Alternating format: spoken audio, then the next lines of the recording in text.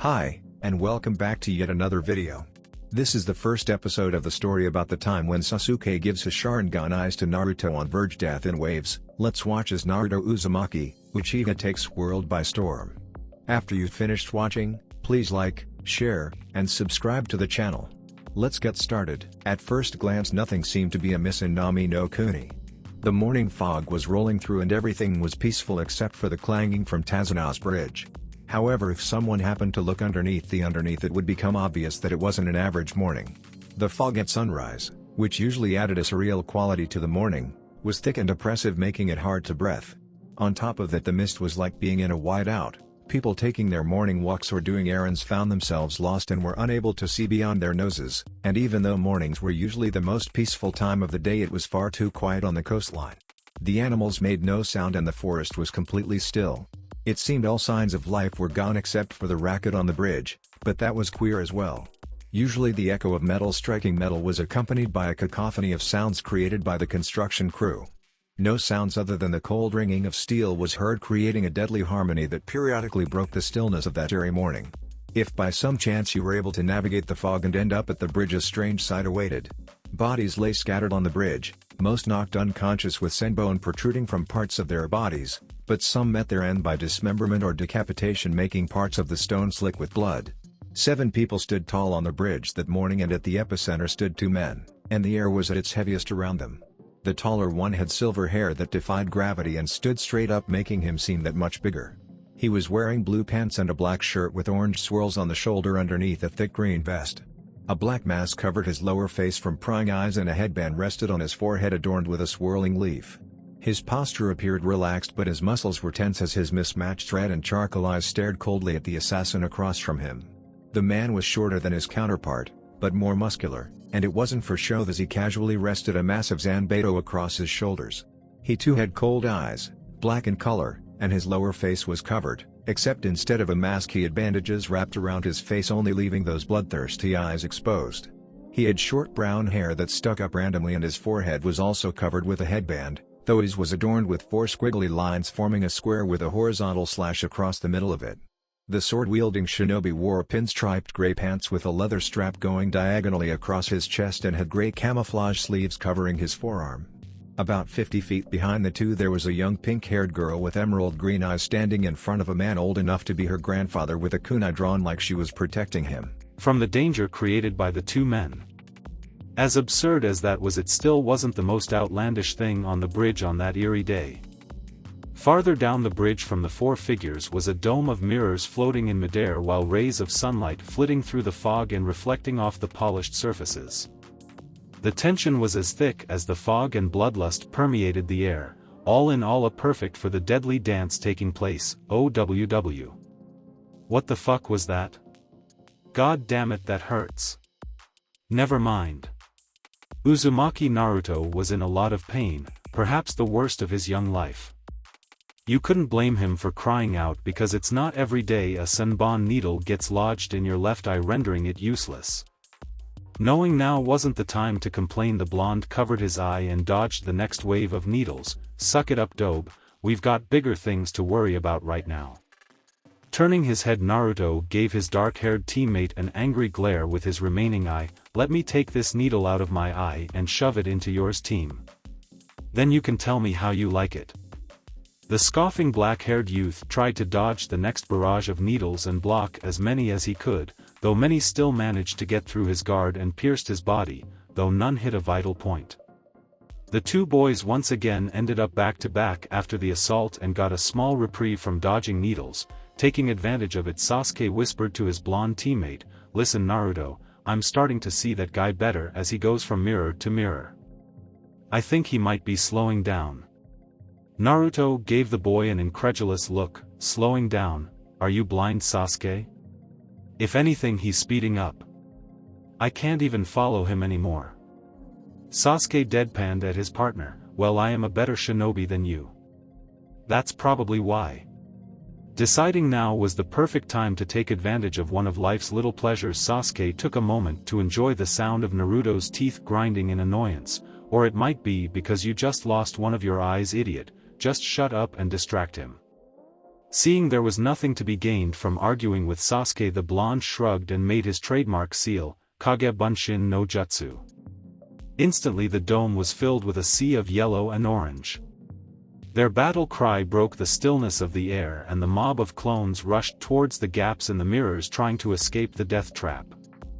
They were dispelled in seconds, leaving nothing but wisps of smoke before the hunter was once again in all the mirrors surrounding the duo. Such tricks will not work on me. Surrender now and I promise your lives will be spared. Naruto was boiling with rage and it all exploded at the masked Nin.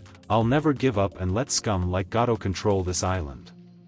You want to kill a good man, crush the hope of these people, and destroy the future of this country. I give you my word that I'll stop you and protect Tazuna's dream and bring Nami no Kuni a brighter future. Just remember that I never go back on my word, it's my Nindo. The hunter's voice was hollow, but Naruto could still sense the regret hidden in it. So be it. I gave you a chance to walk away, but now I will harden my heart for my master's dream. Tazuna hired you to protect his dream and I will do anything for Zabuza-sama's. Those two dreams will clash here on this bridge and only one shall continue, that is the true way of shinobi. I take no pleasure in it, but I shall have to end your lives. Having heard enough, Sasuke butted in, stop chatting with the enemy and get to work, dobe.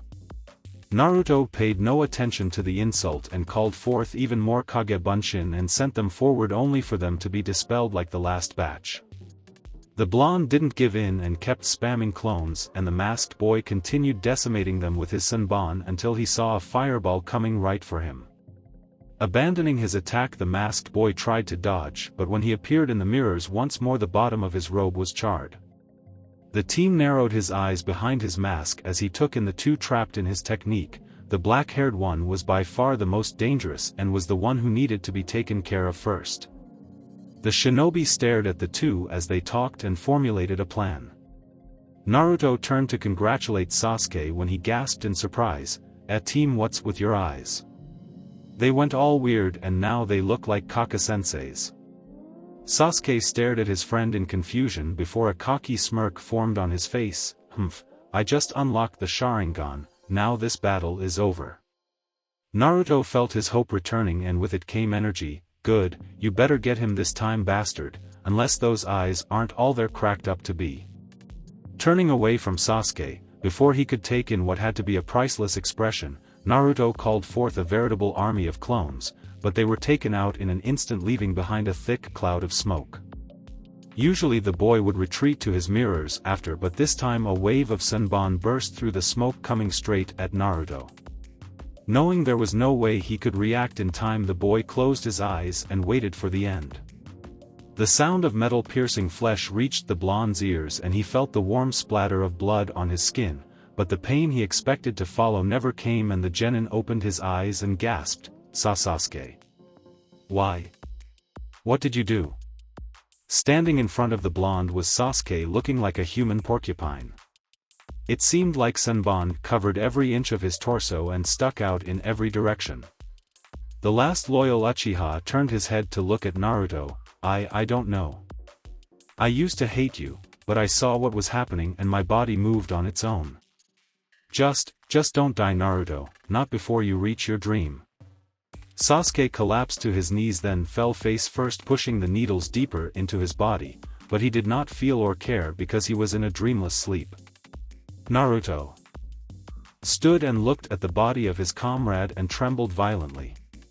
For the first time in his life he didn't know what to do or say. His rival, his begrudging friend, the only person he knew that could understand the pain of loneliness, was killed in front of his eyes, and all he could do was watch a lifeless corpse fall to the concrete.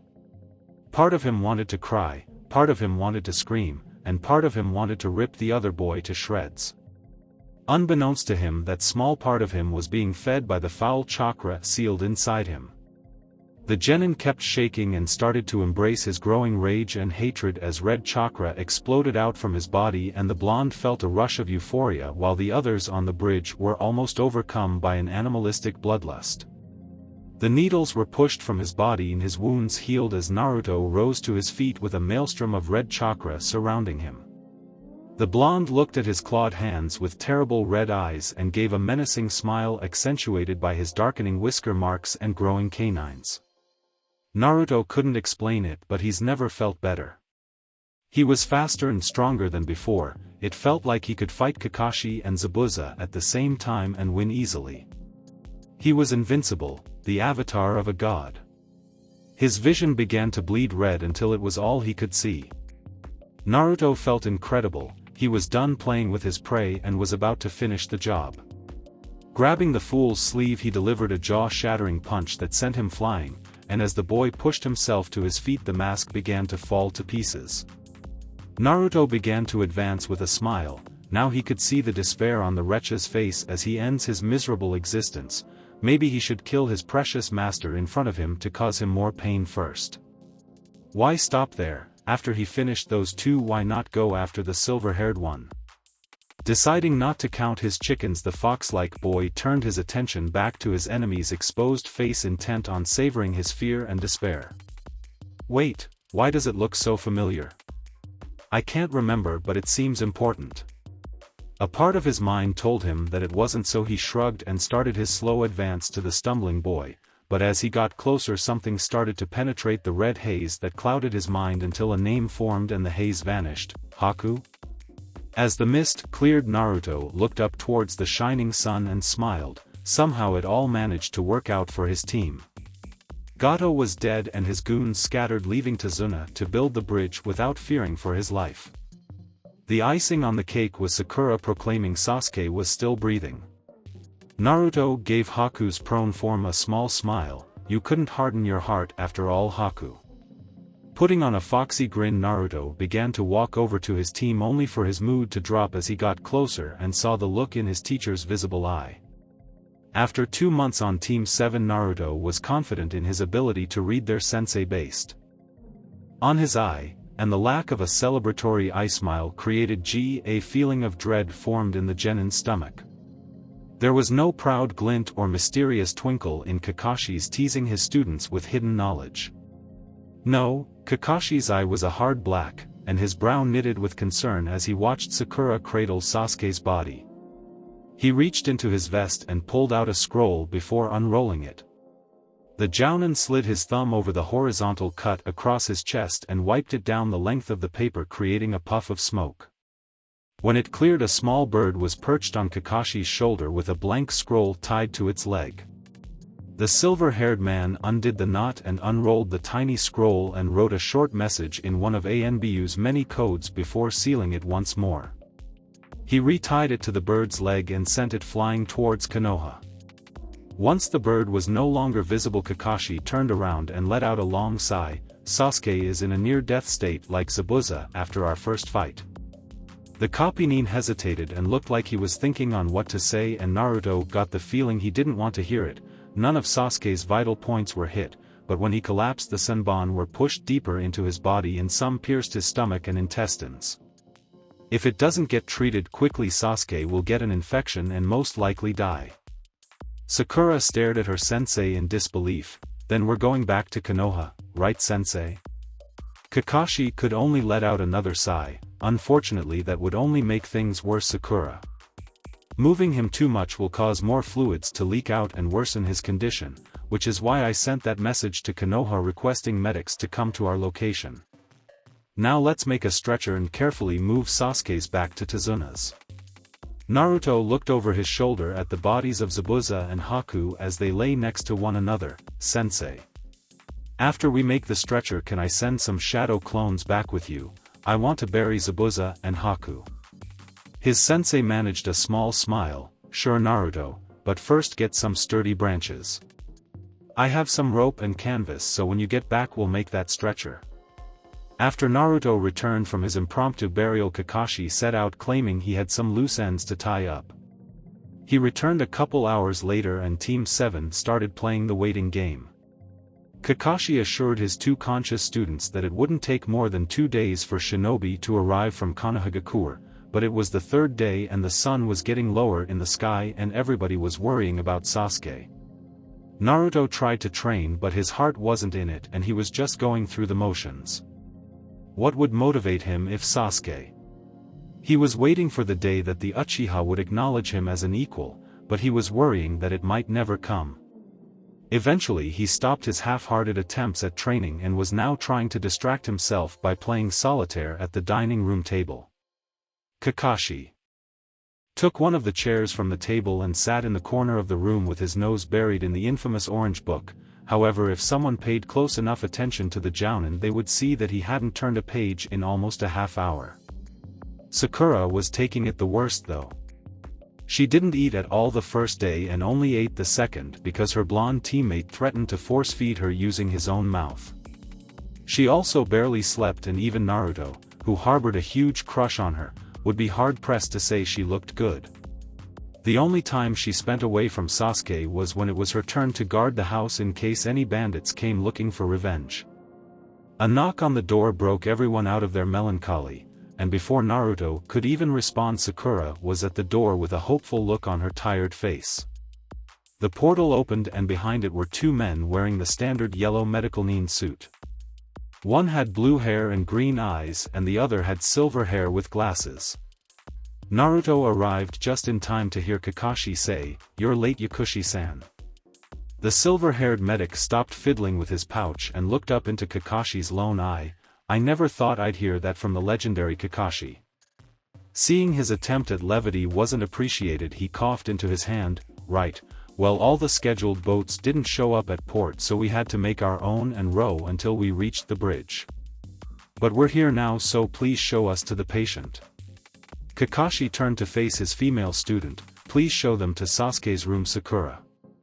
The pinkette nodded her head and quickly led the two healers to her injured teammate before coming back downstairs to join the rest of her team, and they waited in silence for any news.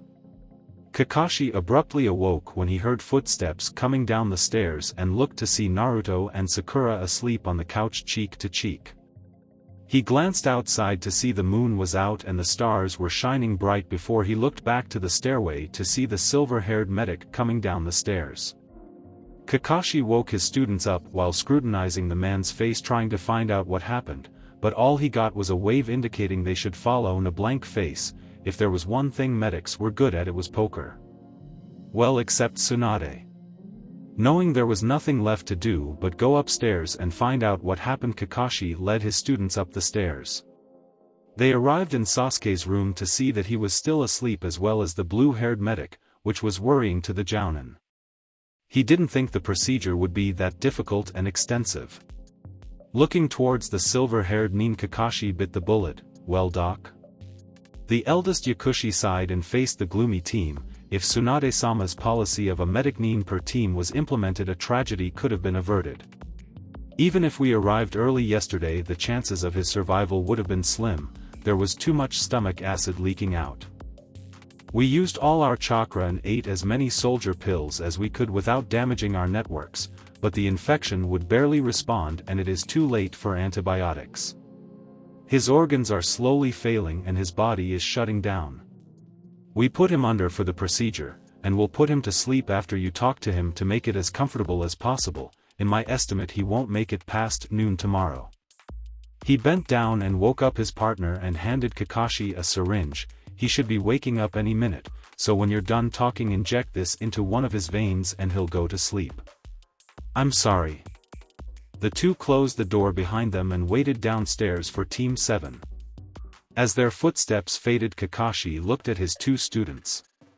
Naruto was staring at the floorboards, making it impossible to see his reaction, but Kakashi was an expert at reading body language and he could tell the blonde was in the process of blaming himself. After all, he did the same thing when Obito died. Sakura, however, made no move to hide her tears, and she let the salty streams cascade down her face and drop to the floor. Yes, it was Sakura he was most worried about. Everything he saw up to this point indicated she was in the program for Sasuke, and this might break her for good. It was then Kakashi realized that his students needed to learn the hard lessons now, to get their fairy tale view of the world broken and leave their innocence behind if there was any left after this. This is the life of a shinobi. Every time we go on a mission, you put your lives on the line. We are tools used to complete missions for the good of the village. I wish I could say this will be the last time you will lose a friend or teammate, but I won't lie. I have had to bury many of my friends and family members over the years and it never gets easier, that is why Shinobi must not show emotions. Sakura seemed to take it well enough, or she couldn't get any more upset than she was now, but Kakashi could feel Naruto's anger rising. That's bullshit, sensei. Shinobi aren't tools, we're human beings and people might look at us like that, but it doesn't make us what they think we are.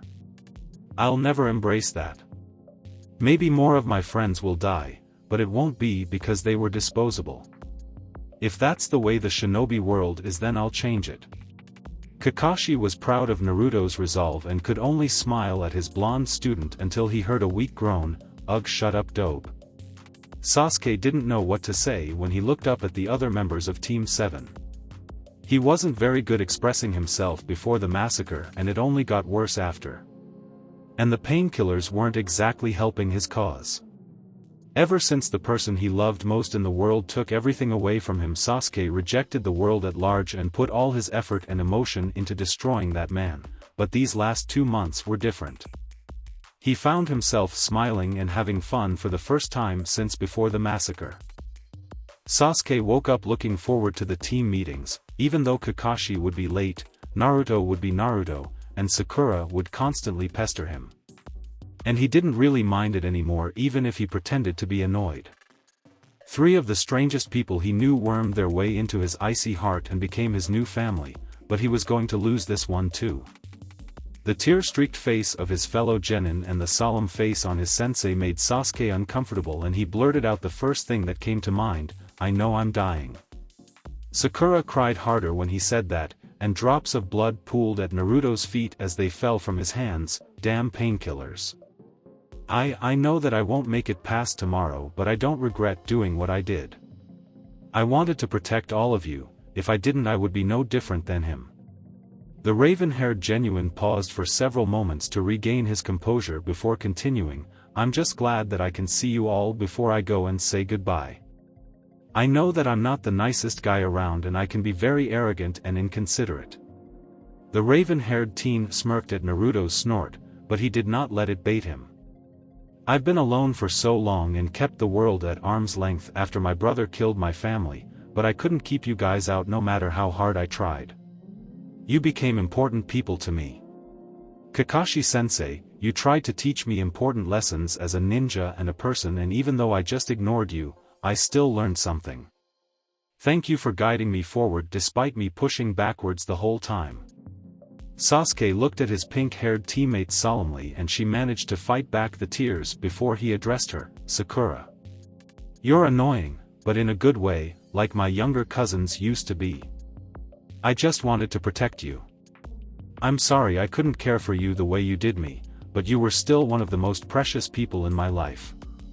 The pinkette could no longer contain her tears and fell to her knees before clutching onto her dying teammate's sheets. The Uchiha tried to pat her back comfortingly, but it made the sobs harder, so he looked towards the blonde. "Dobe. Naruto, you were my rival, but more importantly, you were my best friend." Sasuke paused and looked at the usually cheerful genin with tears pouring down the whisker marks on his cheeks. "No, you were more than that, you were a brother to me, my real brother. You understood the pain of loneliness too, and even though we never talked when we were younger, I would feel better when I looked at you because I knew there was somebody else like me. You helped pull me from the darkness that was engulfing my heart and helped me see. Because of that I want you to take my left sharingan and use it to replace your eye so I can help you see too." Sasuke weakly raised a hand to stall any of Naruto's protests. He knew the blonde would attempt to reject his offer and resolved to change his mind. The sharingan needed somebody to write a legacy that erased the evils committed by Itachi. "I already talked to the medics and they agreed to perform the procedure when you return to Konoha, so don't say you can't accept it. You were my brother Naruto, and I've got to protect you somehow. Please take my eye and use it to achieve your dream for both of us because I can no longer achieve mine. Become a great Hokage Naruto, open your eyes and find the path you need to walk, and since I always had better vision, I think my eye will help." Sasuke saw the tears and snot running down Naruto's face as he lifted it to look at the bedridden shinobi. "Thank you Sasuke, I'll take your gift, and when I become Hokage I'll make sure the Uchiha clan is never forgotten and their names said with honor." Naruto looked at his brother in all but blood. "It's not fair, Sasuke, you're helping me reach my dream and I'm doing nothing to help you." "What's your dream, Sasuke?" "I promise to you that I'll try to achieve it in your stead." The dying Uchiha closed his eyes and gave Naruto a small smile. He figured his dream would die with him and he thought he was okay with it.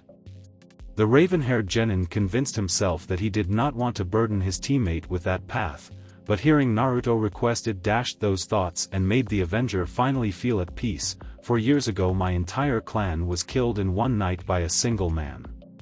He was my brother, Uchiha Itachi.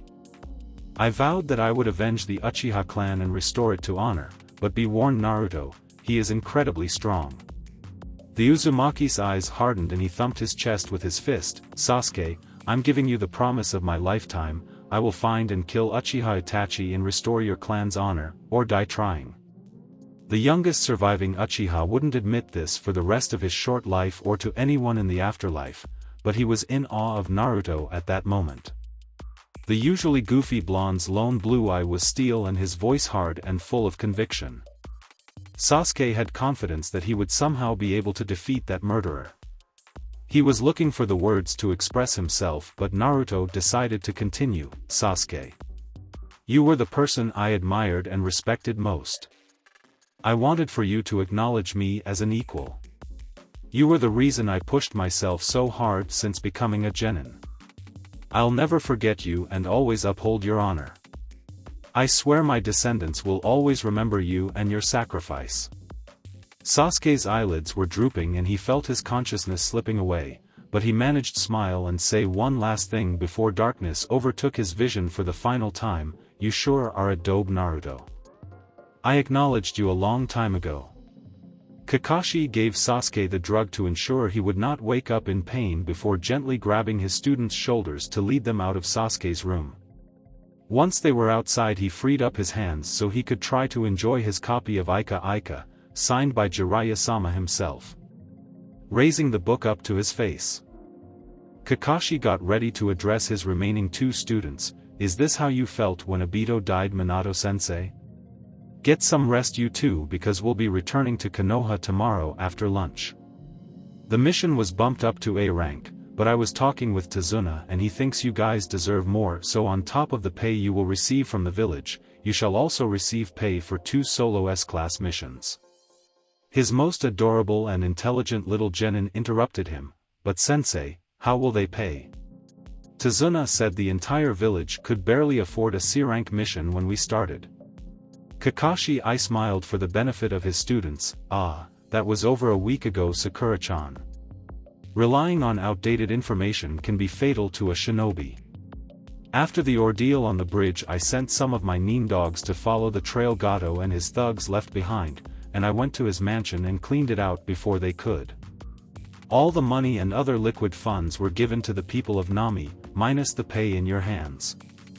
I also managed to gain the codes for his illegitimate bank accounts and sent those back to the village, and most important of all, I managed to find a large amount of information on Gato's more illicit business, some in Hai no Kuni. Now go to bed because we have a lot of running to do tomorrow. I'll teach you how to use the tree climbing method to hop through trees easier." Naruto and Sakura trudged to their room as Kakashi put his spare hand into his pouch to fiddle with the bell he used on the day Team 7 became his responsibility, and while he walked to his own room, Obito's eyes shed tears for his fallen family from behind the Hittai-8. Team 7 stood at the bridge and waved farewell to the people of Nami no Kuni as they cheered in gratitude, but their smiles didn't reach their eyes and were for the benefit of the people as they were hurting on the inside because of Sasuke's death. The medics came to them before they left saying the operation was a success and Naruto could receive the eye as soon as he came back to the village. Inari burst through the crowd with tears streaming down his face. "Make sure you come back and visit when I'm bigger. I want to hear all about your adventures, Naruto-niken." Naruto looked at the young boy with watery eyes of his own. "I will, as long as you grow up into someone that protects his precious people instead of a whiny brat." Naruto didn't wait for Inari's answer and turned around to catch up with the retreating forms of his teammates. Naruto felt bad, but he was lying to Inari because none of the members of Team 7 would return to this tragic place. Kakashi hated this feeling, and it seemed he experienced it all too often. Losing a comrade, even one that not well known, was a terrible thing to experience. The pain of losing a treasured student was only magnified by the guilt of failing as a sensei, and to top it all off, he let the last of Obito's kin die despite receiving his friend's sharingan. To protect his comrades. Kakashi looked back at his students with a regretful eye, focusing on the sullen face of Naruto, and the scarecrow made a silent vow right then to protect the legacy of his sensei and prepare him for the challenges ahead.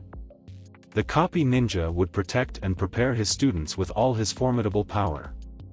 The enormous gates of Konoha came into view, and Kakashi looked at his students for what seemed like the millionth time. Naruto had the same look on his face that he had for the whole trip. His head was slightly bowed and his lips were pushed together into a thin line. It was strange to see someone so bright and cheerful acting so withdrawn and pensive. Sakura looked like her world was crushed.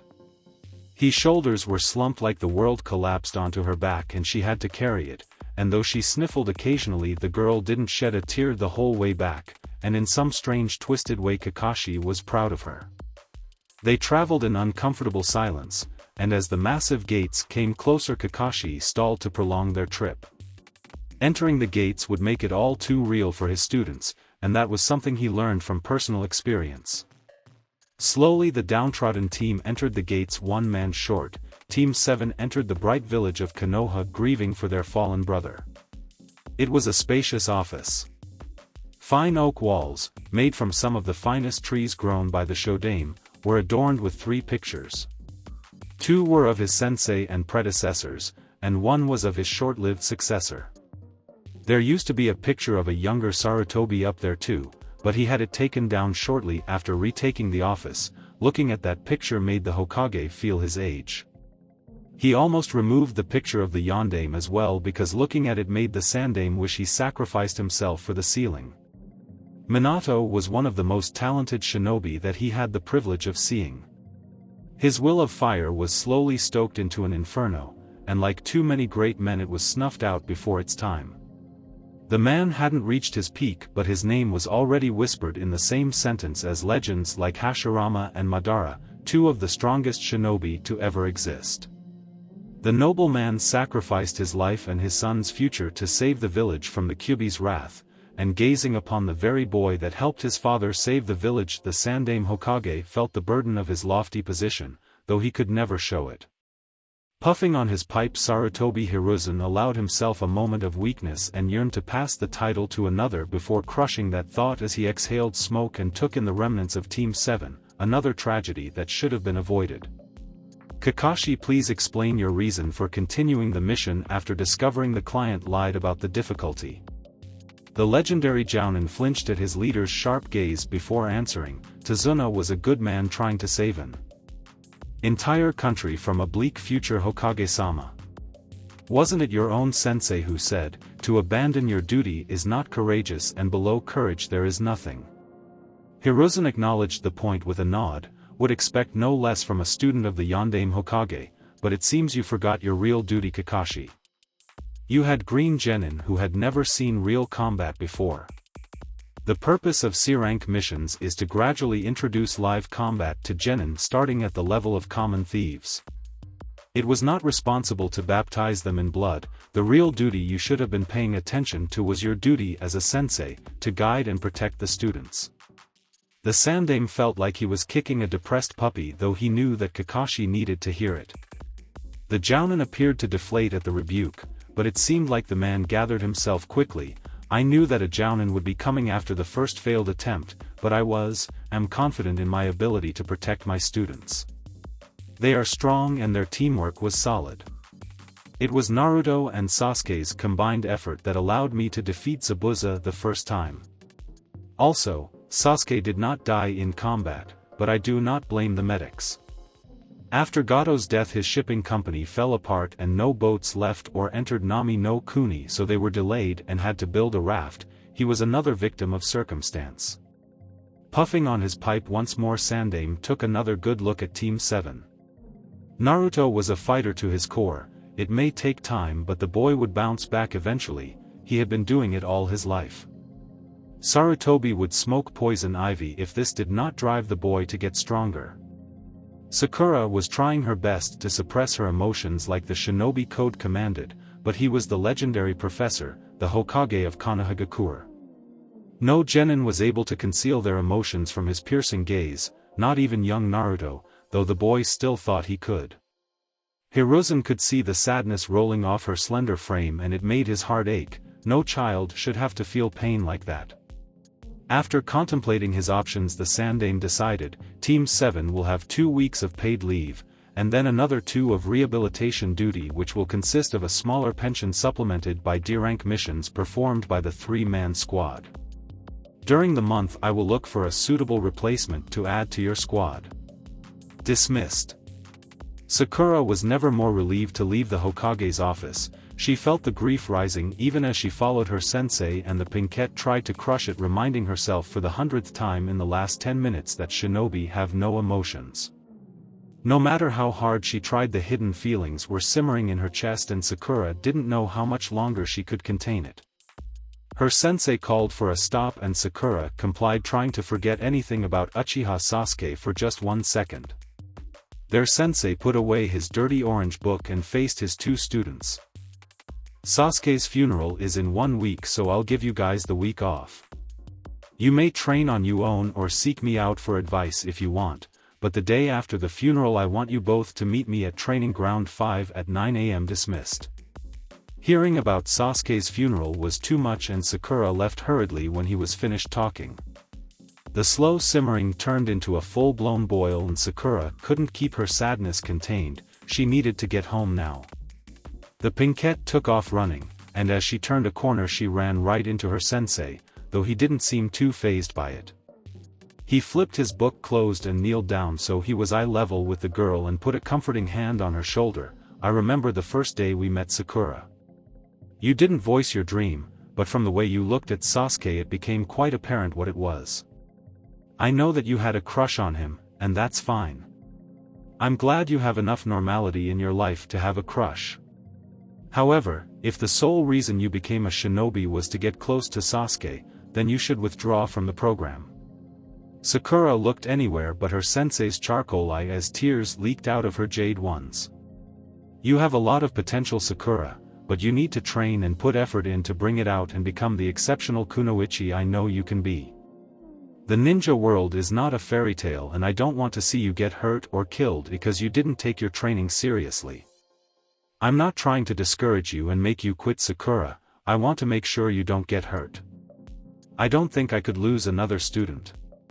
I know you can become great and I want to help you get there.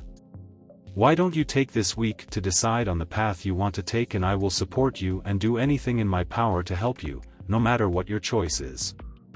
The tears were streaming down Sakura's face and she was trying to control her sobs that threatened to escape and managed to gather a breath. Yes, sensei, I'll see you later. Not waiting for a reply, Sakura rushed towards her house. Sakura sighed in relief once the door closed. The pinkette couldn't remember the last time she was this happy to be home and just looked around her house trying to soak up the warm atmosphere. The red carpet was threadbare, her maroon couch was torn and tattered in places, the table was dinged and dented, and their chair was permanently stuck in the reclined position. In some areas on the wall the paint was peeling and the floor was scratched beyond repair, but her and her mother lived here together, so despite the worn and shabby look the house gave off a warm and comforting vibe to the distraught girl. Her mother must have been working because she would have glomped Sakura as soon as she walked in the door, even if she was asleep in her room. The woman may have only been a civilian, but when it came to her daughter she was deadlier than most shinobi.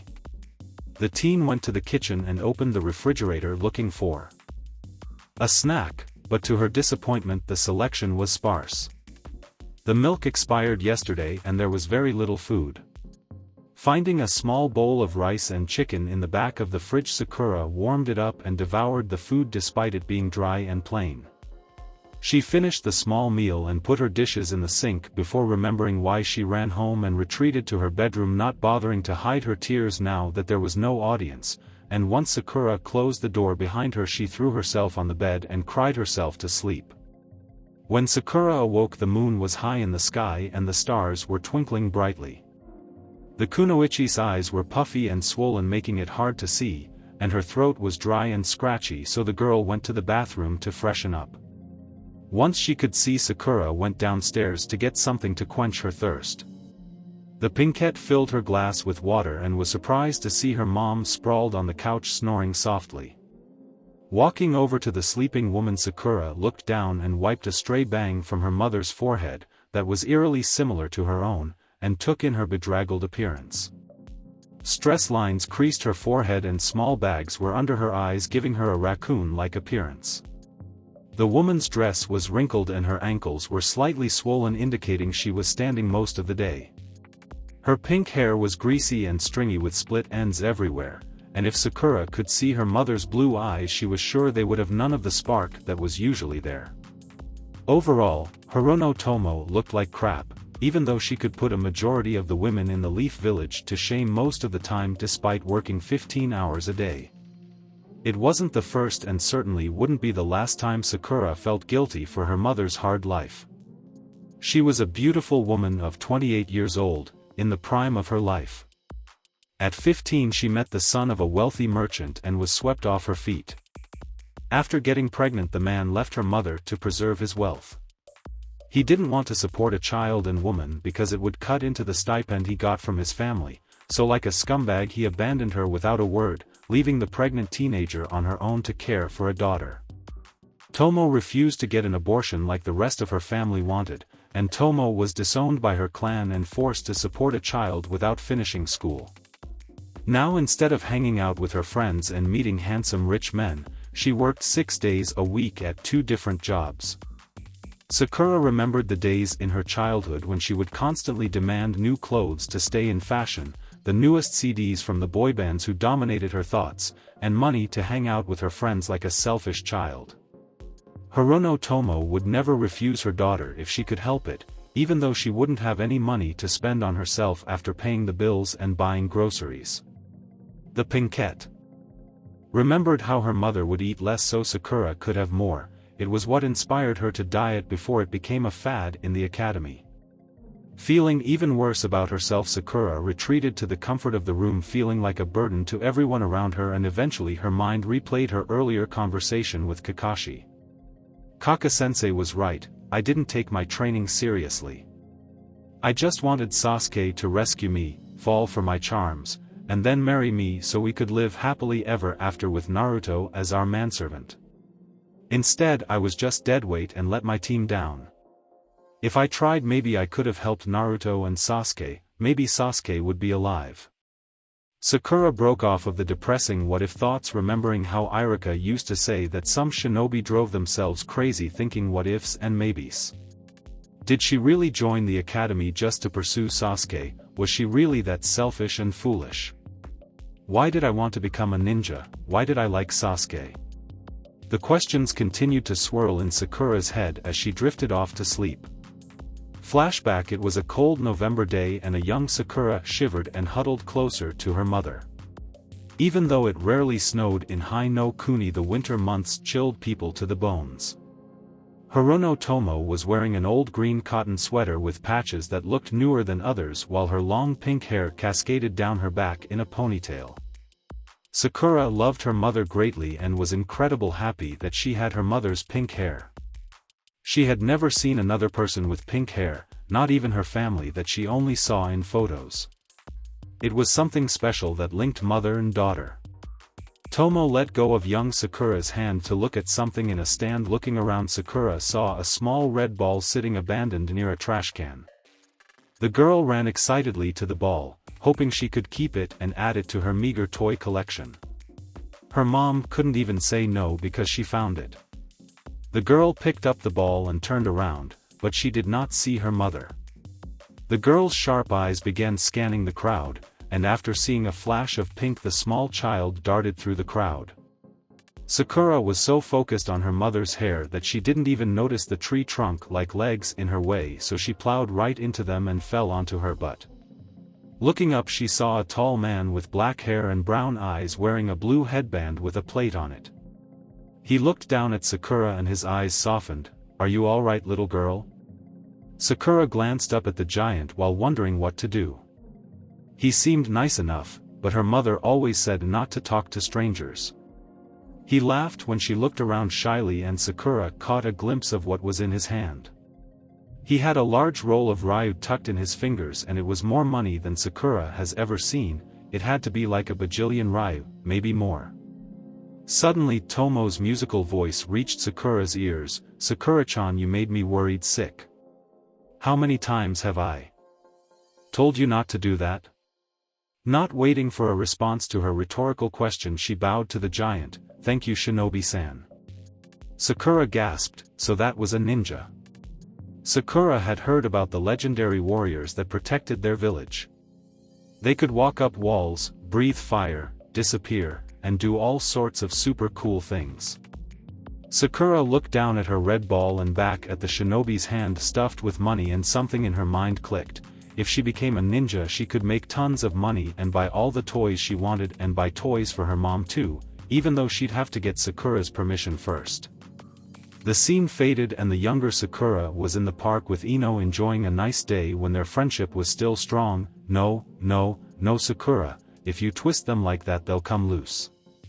Sakura laughed when Ino grabbed the daisy chain and showed her the proper way once more while scolding her. "Honestly, Sakura, you're super smart and remember everything, but can't do something simple like this." The pinkette stuck out her tongue and pulled down the skin under her eye. "Even you say I'm smart, so it must be your bad teaching." Ino gave Sakura a furious look before a devious smirk formed on her face, and she tackled her friend to the ground and began viciously tickling her side, starting an epic tickle fight. Eventually they both gave up when they lost their breath and flopped into the soft grass, looking up at the clouds like a Nara. "Hey Ino, do you think I could sleep over tonight?" "Ino, are you even listening to me?" Sakura sat up when she heard a wistful moan and saw Ino was already sitting and looking dreamily at a black-haired boy around their age wearing a navy blue shirt and white shorts. "Who are you looking at, Ino?" The blonde managed to break off her stare to give Sakura the "Are you stupid" look. "That's Uchiha Sasuke. He's the youngest son of the Uchiha clan head, and the cutest boy in the village. People also say he's a genius and will be the strongest ninja from our generation. He's pretty much the Prince of Konoha, and when I marry him I'll be the princess." Ino gave another sigh and her eyes glazed over as she went back into her dreamland, leaving Sakura to ponder. If Sasuke was in a famous clan and the Prince of Konoha and she was his girlfriend, the Princess of Konoha, she can take care of mom. Sakura vowed to make Sasuke hers and hoped Ino wouldn't be too mad at her after. Dream sequence end. Sakura once again woke with a start, except this time the sun was shining, and when she looked at the clock it read 11 a.m. The pinkette groaned and shoved her head under her pillow as her weird dreams came back to her, and it looks like she was a gold digger. She was chasing after the dreamboat of Konoha for his money, although somewhere along the way she lost sight of that and just pursued Sasuke because Sakura really couldn't think of a reason, probably because she wanted to fit in and every girl was doing it at that point. The pinkette pushed those thoughts aside and decided it was time to stop dwelling on the past, start living in the present, and look towards the future. She was hit by a strange urge and grabbed an elastic before putting her hair in a ponytail with the band at the nape of her neck and taking out one of her rarely used kunai. Sakura sliced it off just above the elastic and held her locks of hair proudly in front of her as she stared hard at her reflection in the mirror, ready to change it. "I promise on my hair that I'll turn over a new leaf and become a proud kunoichi so I can give my mom a better life like she deserves." As the small rush of adrenaline died down, Sakura couldn't help but laugh. "Ha, I sounded like Naruto there." Sakura threw her hair in the trash and stared at herself with confidence. She found her resolve. Naruto shivered as he walked towards the hospital in the early morning and a cold breeze blew through the streets. The sun was just peeking over the Hokage monument and it lit the village with a beautiful orange glow, giving the city a surreal appearance. Today was the day he would receive Sasuke's eye in place of his blind one. Kakashi wished him luck the night before and said he would visit after surgery and tell Sakura he would be going under today. The blonde walked into the hospital with a purpose and approached the receptionist's desk and waited for her to finish sorting the patient's medication. She was a mousy-looking woman with brown hair pulled back into a bun and dull brown eyes, wearing the standard nurse's uniform. Finishing her task, she looked up and blinked owlishly at Naruto. "Can I help you?" "Yes, I have an appointment to see Yakushi-sensei." The woman nodded and began typing and looking at the computer screen, and without looking up said, "Name please." Naruto sat there with a gaping mouth, surprised someone in Konoha didn't know who he was on site and found he actually liked the anonymity. Naruto gave the woman one of his best foxy grins and lit up the dim room. "The name's Uzumaki Naruto Nechan." The nurse smiled at his enthusiasm. "Well, Naruto-kun, it appears you have an appointment for 6:45. Go to the elevator and get off at the 7th floor and walk straight out. The waiting room is the last door on the left." Naruto's grin never faded and he bounded towards the elevator while shouting over his shoulder, "Thanks, Nechan." The woman could only stare incredulously at the spot where Naruto just stood and let out a giggle many men would find cute despite her plain appearance. What an adorable kid, so full of energy. Naruto rode the elevator to the 7th floor and headed towards the waiting room before dropping into a chair and losing himself in thought. Definitely not brooding. "Here we go, Sasuke, I hope you're watching over me up there so nothing goes wrong. I wonder what the villagers will say when they find out the demon has the sharingan. Shit, when everybody finds out. Sasuke died on our mission, they'll just blame me. I'm gonna have to work twice as hard now." Naruto was so deep in thought he never noticed when a pretty red-headed nurse opened the door and tapped him on the shoulder, causing him to jump animatedly. "Gah, oh sorry, you scared me." The nurse giggled and Naruto took the time to check her out. She was only half a foot taller than him and very beautiful. Red hair cascaded down her back, stopping just below her shoulder blades. It was curly like the pretty sensei of Team 8 and it framed her slender face perfectly. She had almond-shaped green eyes with puffy lips and a small button nose, and despite her stature she was very curvaceous, matching the proportions of his sexy jutsu perfectly. She held a chart under her bust before leaning forward slightly and Naruto tried to keep his eyes up. "Hello Uzumaki-san, my name is Aiko and we need to prep you for surgery, so please follow me." Naruto stripped down and changed into the hospital gown they provided, then laid on the bed and allowed Aiko to put the IV into his arm before leaving. Now the genin was waiting for the doctor anxiously as he fiddled with the ties on his gown. Naruto was nervous as he sat there. This wasn't something he could face head-on and get by on guts. He had no control over what happened and that scared the boy. Suddenly the door creaked open and the doctor stepped in, followed by a teen several years older than Naruto, and the blonde swallowed his fear, preparing to get it over with. Both had the same silver hair and glasses, but the similarities ended there. The man's face was rounder and he had a friendly smile with cheery reddish-brown eyes. The boy's face was more sharp and angular, and though he too had a smile, it didn't quite reach his charcoal eyes or match the warmth of the elders. The man stopped at the foot of Naruto's bed and grabbed the clipboard hanging there before scanning it. "Hello Naruto-kun, it's good to see you again. In case you didn't remember, my name is Yakushi Endo and this is my adopted son Kabuto, who is here to observe, if that's okay with you." Naruto fought down the pang of jealousy after hearing the boy was adopted and nodded. The silver-haired boy gave a slight bow. "Thank you for allowing me to observe, Uzumaki-san." Naruto sheepishly scratched the back of his head, embarrassed that he hated the boy right after meeting him. No, just Naruto is fine, Kabuto." Kabuto gave him a smile and pushed his glasses up his nose, causing light to glint off of them. "Alright then Naruto-kun, let's get started. I'll explain the procedure while I sedate you." The boy injected a syringe into his arm, causing him to go numb before injecting something in the IV, making Naruto feel loopy almost immediately. "My father will slow down the communications between you neurons and eyeball with a seal and then disconnect the eyeball from the nerve endings in the socket when they are done."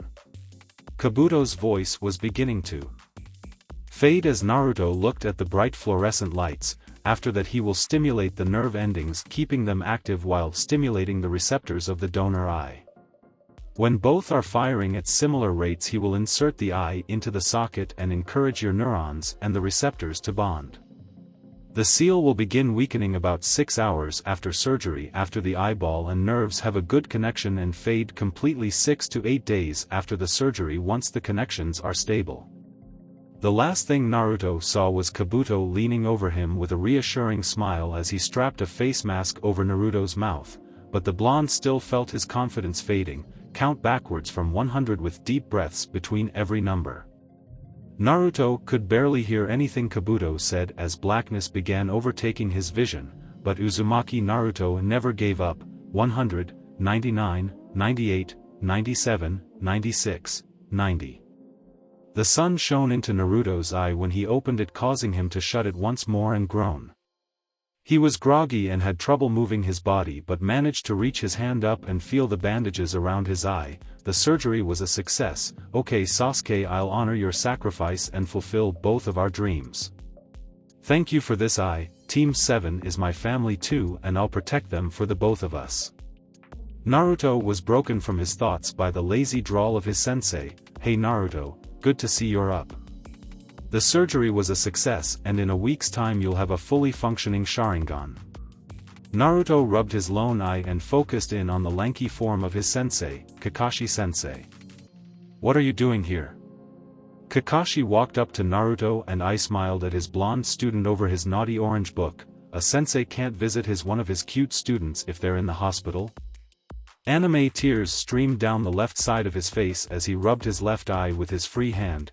Or is it you don't like your poor old sensei anymore and don't want him bothering you? Naruto let out a weak chuckle as he stared at the masked face of his teacher. No sensei, that's not it. I was wondering why you were here when I was sleeping. I thought you couldn't visit people when they're unconscious. You weren't perving on the nurses, were you? Kakashi gave a lazy laugh. That's a good one Naruto, more like they perv on me. That's why I snuck in the window to check on you before visiting hours began and I got molested. Naruto's sweat dropped at his sensei's antics before sitting up straight. I was serious yesterday, Kaka-sensei. I'll train harder than I ever have in my whole life, so please teach me this month so I can protect my precious people. Kakashi lowered his book, revealing his penetrating stare, which Naruto returned with his icy blue eye. Kakashi's eye scanned Naruto before he abruptly smiled once more. Okay, but I'm not just going to hand over jutsu. You have to work hard and do it the right way. First we'll improve your basic skill set, and I'll reward you with jutsu if you surpass my expectations. Be at training ground 11 at 8 tomorrow morning, since I'm assuming you'll be released tonight. Now get your rest because the drugs are still in your system, and sleep well tonight because I promise you'll need it. Kakashi stood and left through the window, but Naruto could have swore he heard something about proud fathers. Dismissing it as the drugs, Naruto let his eyes droop and he succumbed to unconsciousness once more. Naruto awoke 2 hours later to pink. Blinking his haze out of his eyes, he got a clear view of his bubblegum-haired crush. Sakura-chan, you came to visit me. That makes me so happy. It appeared Sakura wasn't paying attention because his voice caused the kunoichi to jump to her feet in surprise. She shook the thoughts from her head and gave Naruto a smile. Of course I did, we're teammates after all. Naruto returned her smile with a tentative one of his own before his eye widened. Sakura-chan, you cut her hair. Sakura turned her head to give the blonde a better look. Do you like it? I grew it out to impress Sasuke because I heard he liked long hair and be like my mother, so I cut it to show my commitment to becoming a serious kunoichi. Maybe once I reach my goal I'll grow it out again. A light blush dusted Naruto's cheeks when Sakura modeled her hair before he burst out laughing. Oh man, that's great, Sakura-chan. I completely forgot about that. I don't know if Sasuke liked long or short hair, but I started that rumor. But Sakura-chan always looked good. Sakura started laughing and her face began to turn red, so all the girls grew their hair out for Sasuke, but it was really for your enjoyment. Naruto started laughing harder. Yeah, I always liked long hair for some reason, that's actually what started my crush on you. Your hair was so pink and beautiful I couldn't stop myself from looking. Naruto clamped his mouth shut after realizing what he said. For some reason he kept saying the first things that came to his mind and his body was tingly and numb at the same time. He blinked a couple times and realized that his eyes felt funny too. Naruto was so embarrassed and wondering why he was feeling strange that he missed Sakura's blush in response. She squirmed, feeling uncomfortable, happy, and embarrassed at the same time. The emotions were swirling inside her and she didn't realize what she was doing until Naruto gasped for breath and she saw her fist in his stomach before guilt overpowered her swirling emotions. Oh my god, I'm so sorry Naruto, I didn't even know what I was doing and you just had surgery. I'm a terrible friend. Naruto's heart lightened when she said she was his friend and enjoyed watching her worry and fuss over him as she fluffed his pillows. The pain in his stomach was fading as it heated up and he felt happy. I remember one time after me and Team sparred I asked him why he didn't date any of the girls after him and he said it was because the girls were all frivolous children that spent more time on their hair than becoming a competent kunoichi.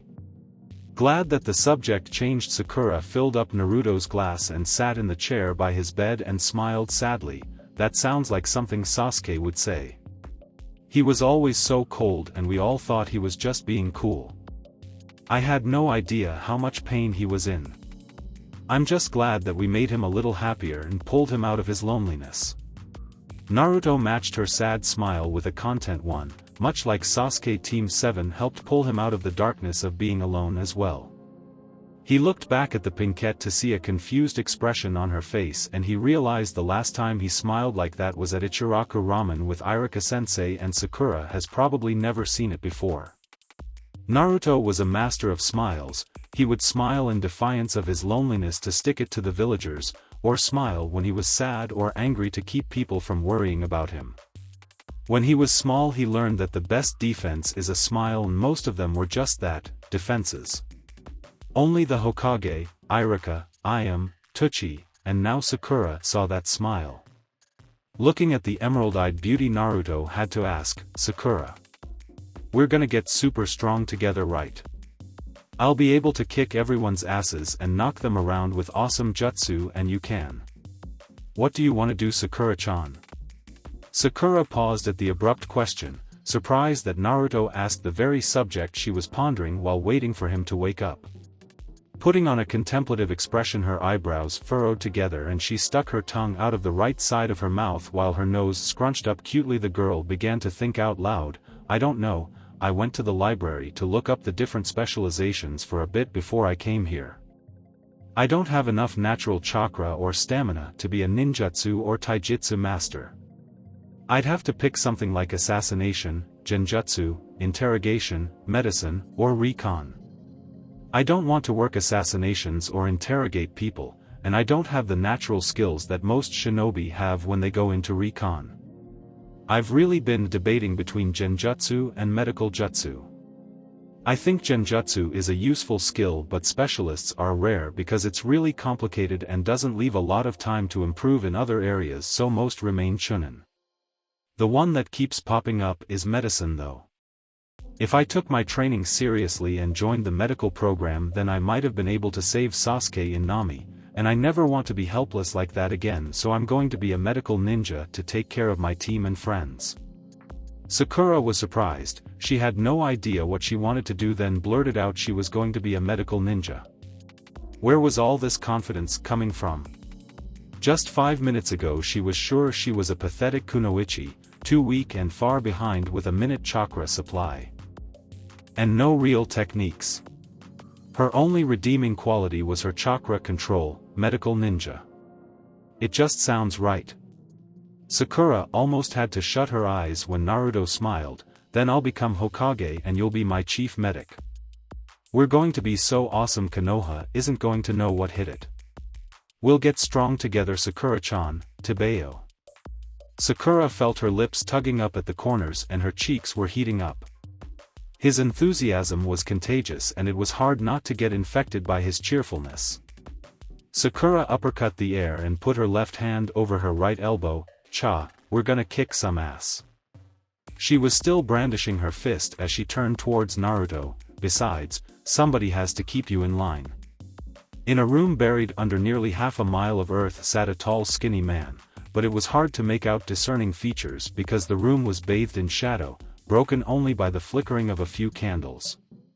The man's pale white hand rested lazily on the arm of a carved stone throne as his fingers tapped it in boredom. His wrist was covered by a black spandex sleeve, and as it went up his arm it became covered by the man's flowing black hair. The only other thing that was visible was the man's eyes that glowed in the darkness. They were a terrible gold with slit pupils giving them a predatory gaze, a gaze that would steal hope from even the strongest shinobi. They were the eyes of an apex predator, a beast that would rip you apart at its leisure and enjoy every second of it. Those awful eyes shifted as the sleek black body of a viper slithered in and out of the shadows. Instead of acknowledging the deadly serpent as a threat, a glint of eagerness flashed in those gold orbs, making them even more sinister.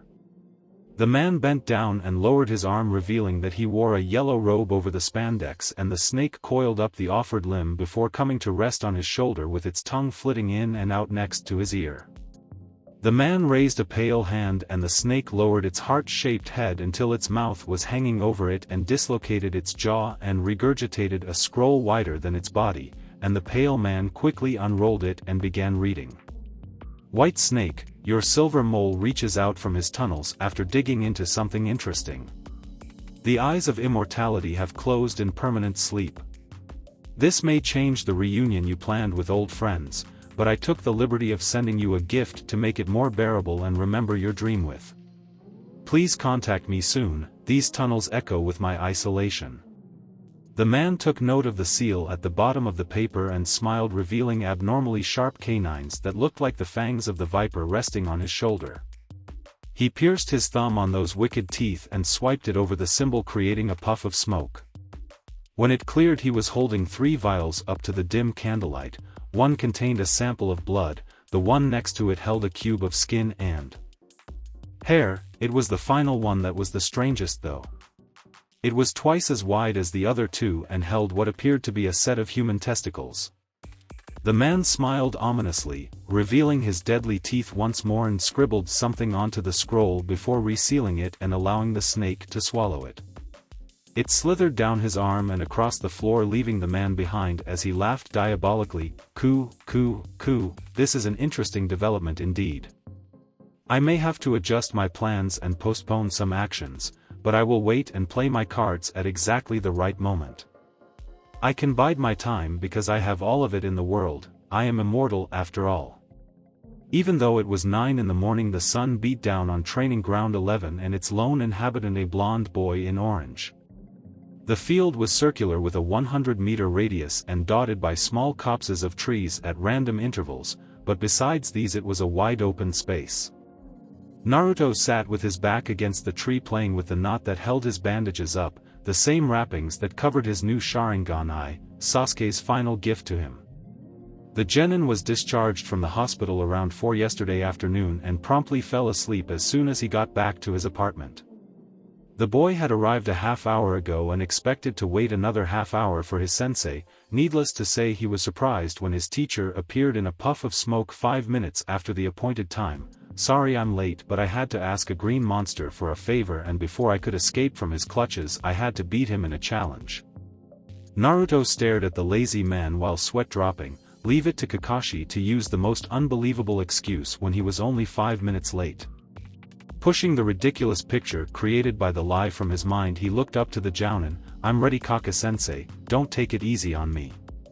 Giving his student an eye smile, Kakashi reached into his back pouch and pulled out 4 black bands with weird symbols on them.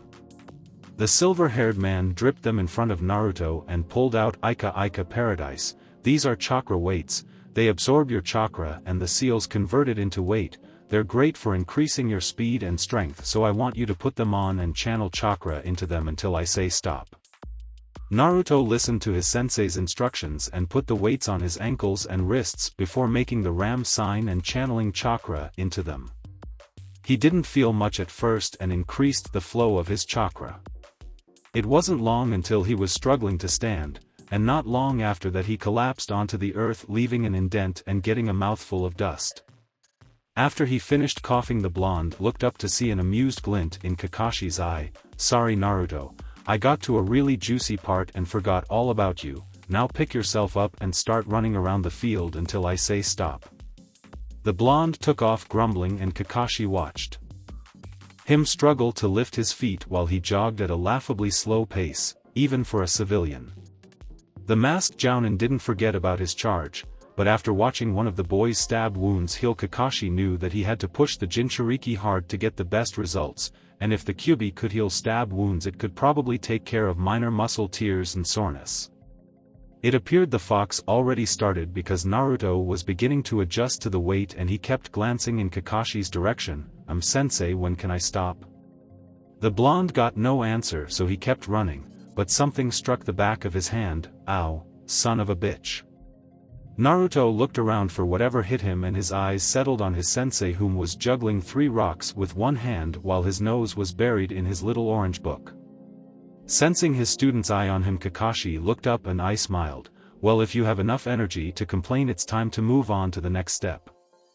You are used to having 2 eyes open at all time, but now you only have one and your vision is cut in half.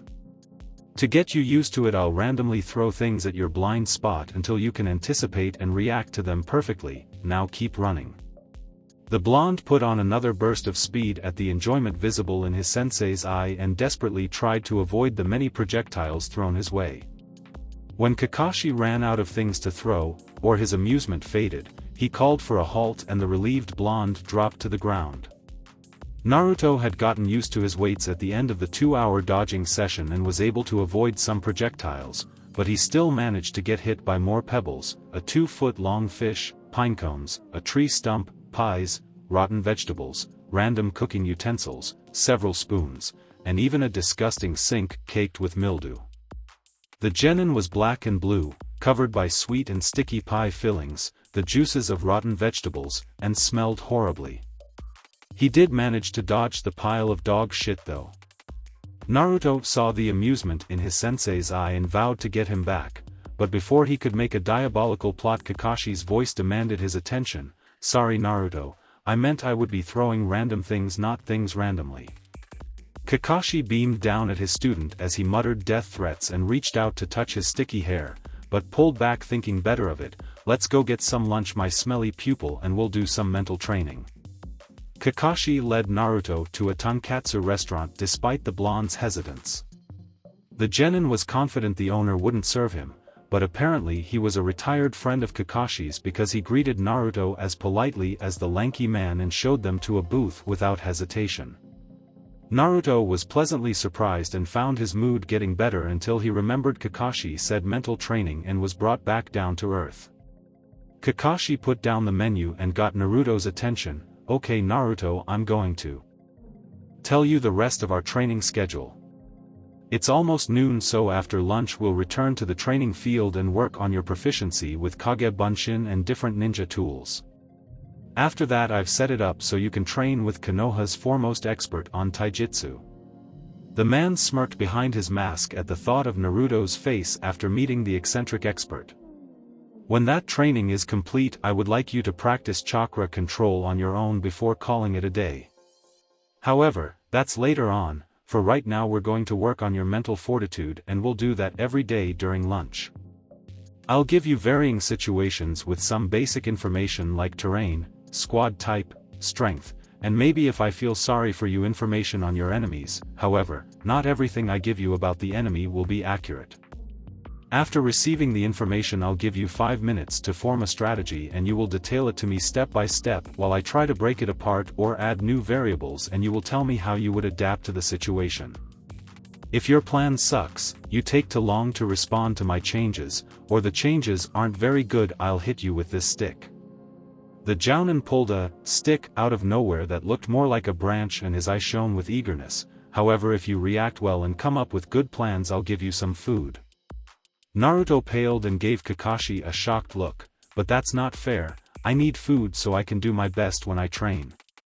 Kakashi gave an evil snicker and answered too cheerfully for the situation. "The ninja world is hardly fair Naruto, and there will be times when you'll be expected to perform at a high level when you're not at your best. Besides, the body isn't the only powerful tool of a shinobi, the mind is equally powerful if not more so. You may not be able to overpower everyone you come across, so you'll have to use surprise and misdirection to take them down. Kakashi's tone became more serious and somber. There will be many situations when strength isn't enough, Naruto. That's why the Sandame's philosophy is that a ninja must find harmony between body and mind to reach their peak. Kakashi could see traces of confusion in his student's face and decided to use a more recent example as motivation. Use Nami as an example. If you stayed hidden after hitting Haku with that shuriken or sent out shadow clones into the mirror instead of you, then you could have attacked from the outside, distracting the hunter and giving Sasuke an opportunity to escape. Instead, you announced your presence and location before running into a technique you knew nothing about and trapping yourself inside. Information is the lifeblood of shinobi. Sometimes it's better to wait and plan instead of rushing in blindly hoping everything works out.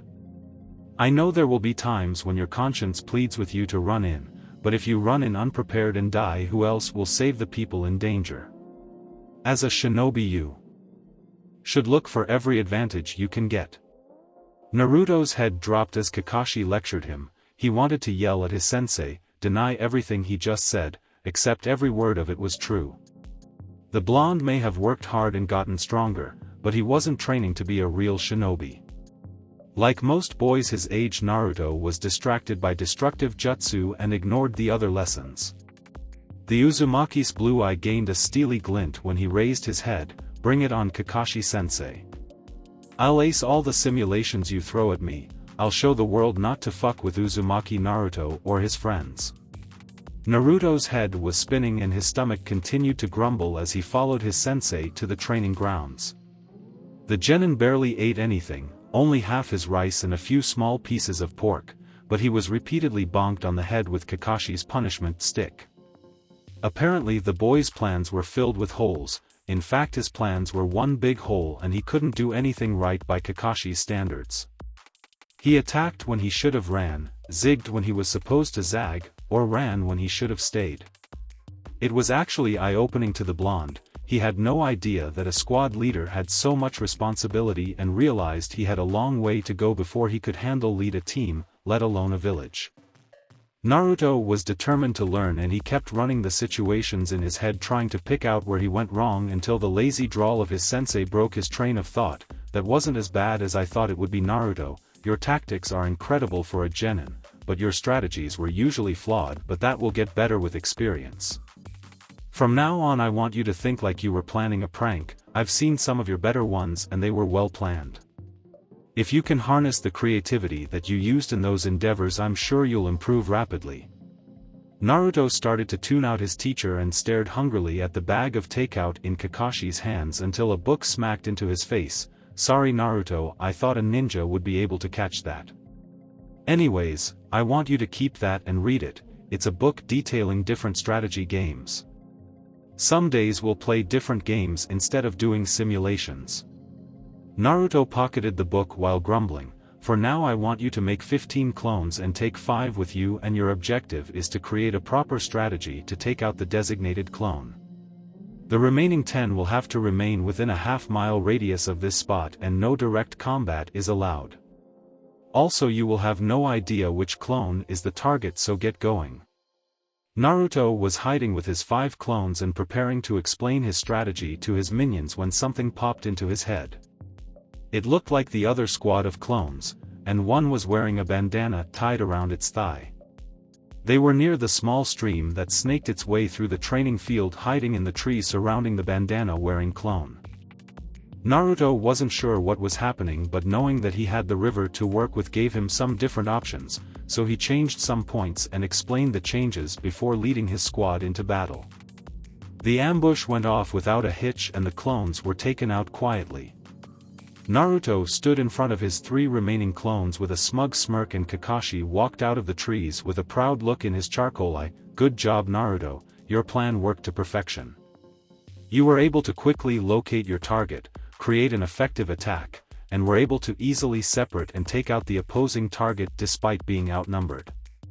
Naruto blushed and bashfully scratched his cheek. It wasn't that good, sensei. I lost a couple of clones in the attack. Kakashi ruffled the genin's blonde locks. Don't sell yourself short, Naruto. That was a very good strategy, and clones are very fragile constructs. Those would have been minor wounds if they were real people. But if you don't mind me asking, how did you find the clones that fast? Naruto stopped scratching his cheek as he thought back to the weird memory flash. I was actually going to ask you that. I was about to explain my strategy to the clones, but I got a sudden flash and saw the other group of clones near the river. Kakashi deadpanned at Naruto. You're telling me that you've been using the Kage Bunshin no Jutsu for 2 months and just realized at that now? Naruto looked even more confused and Kakashi sighed before continuing. Kage Bunshin no Jutsu was originally invented as a spying jutsu. Anything the clone sees or learns is transferred to the user after it's dispelled. You're the only person I know that can use the technique like you do, and it looks like you may be able to use them to train. Naruto blinked owlishly before a Cheshire grin spread over his face. So I don't have to read the stupid book you gave me. Kakashi slapped Naruto in the back of his head with Ika Ika Paradise before assuming a thinking pose. I don't think it stops there. All of the clones' memories and experiences are transferred. If you had 10 clones do the tree walking exercise for an hour then dispelled them, it would be like you did 10 hours of tree climbing, but I don't think you would get the physical benefits from the exercise. Naruto's jaw dropped in disbelief. You mean I can make as many clones as I want and send them to train? I'll be the Hokage in no time, Tebeo. Kakashi was quick to stomp that line of thinking. Don't be stupid. If you use too many clones it could overload your brain with information, and it could be worse for you because your brain is still forming connections and developing, so don't put too much stress on it. For now I'll let you make 25 at a time for training until I talk to the Hokage and we agree on a number. But right now you have to go meet your taijutsu tutor, so make 25 clones to leave with me and head to training ground 9. As Naruto walked away, his sensei's voice gained an ominous glint. Oh, and so that doesn't happen again, you'll be doing this exercise against my clones from now on. Naruto shivered and waved over his back as he went towards training ground 9. See you later, Kaka-sensei. Kakashi yelled out for Naruto just as he was disappearing from view. Come back when you're done. The first time we disperse the clones I want to do it together. The blonde gave a lazy wave over his shoulder showing he heard, and Kakashi had a proud smile under his mask. Maybe I should have trained Naruto when he was younger. It's fun getting payback for all the torture Minato-sensei put me through. After the discovery he made about the Kage Bunshin, Naruto was practically skipping towards training ground 9, confident that he would be able to improve drastically with the new training method. Nothing could break him out of his good mood. Until he saw his teacher and training partner. What the hell is that? His sensei was around the same height as Kakashi, although he had way more muscles that were clearly visible through his skin-tight green spandex suit and orange leg warmers. He had a bowl cut that appeared to be coated with so much gel it shone in the light. And the eyebrows. Those horrible, bushy, disgusting, wiggling eyebrows. He was so bizarre looking that Naruto thought the flak jacket he wore was fake because nobody that strange could be a jounin. To make matters worse, his training partner was a look-alike of the Green Man sans the vest. Naruto was prepared to sneak away silently before they noticed him when it happened. The strange duo hugged each other in a strangely manly way while shouting the other's name. Lee Ji-sensei, Lee Ji-sensei. The two continued their strange ritual and Naruto couldn't pull his eye away, and he would regret it for the rest of his life because he could never erase what happened next from his memory, not even using Yamanaka forbidden techniques. The sun appeared to be setting behind them, even though Naruto could feel the heat on his back, and suddenly the earth around them became sandy as the ocean appeared behind them with waves crashing on the beach. Tallying it as another event on his list of traumatic experiences, Naruto walked out from the trees towards the two. Suddenly they broke off the hug and the larger of the two disappeared before reappearing in front of Naruto. Hello youthful soul, I am the sublime azure beast of Konoha, Mato Guy. You must be the young leaf that Kakashi sent to me so I could stroke your youthful flame into a raging inferno that will devour everything in its path with your passion. The man finished and entered a nice guy pose as the sun glinted off his teeth, almost blinding the poor blonde. Naruto couldn't decide if he wanted to sweat drop or face fault, so he said nothing and just stared blankly ahead in a catatonic state. This only seemed to set Guy off more though. Truly you radiate the same hipness that my eternal rival Kakashi possesses, but my sublime teachings will break through that hip barrier and increase your flames of youth, though they must already be substantial because I wasn't expecting you for another 2 hours. Well, if you're ready then the flames of youth wait for no man. I always say, you can join us on our post-mid-afternoon pre-dinner workout that we do before we begin our afternoon taijutsu. Naruto's brain kick-started itself somewhere in Guy's sermon of youth. Yeah, whatever you say, super bushy brows. Kakashi-sensei sent me and said I needed to work on my physical abilities and taijutsu.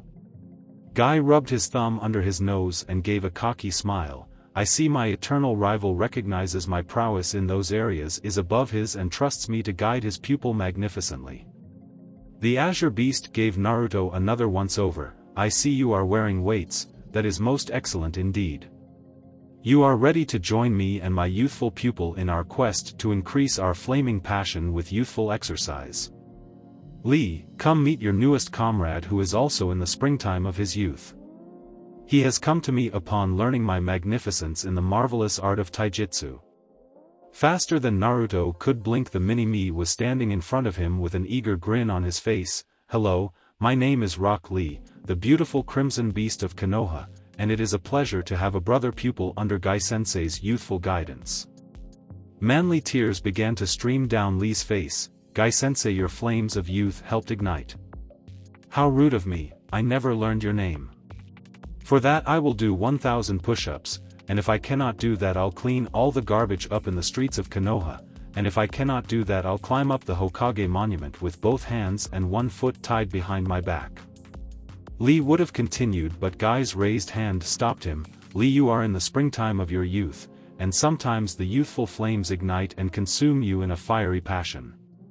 Since I failed in my duty as a sensei, I too shall punish myself. I will run to the border of Kaze no Kuni and back on my hands. If I cannot do that I will dash. Stop it.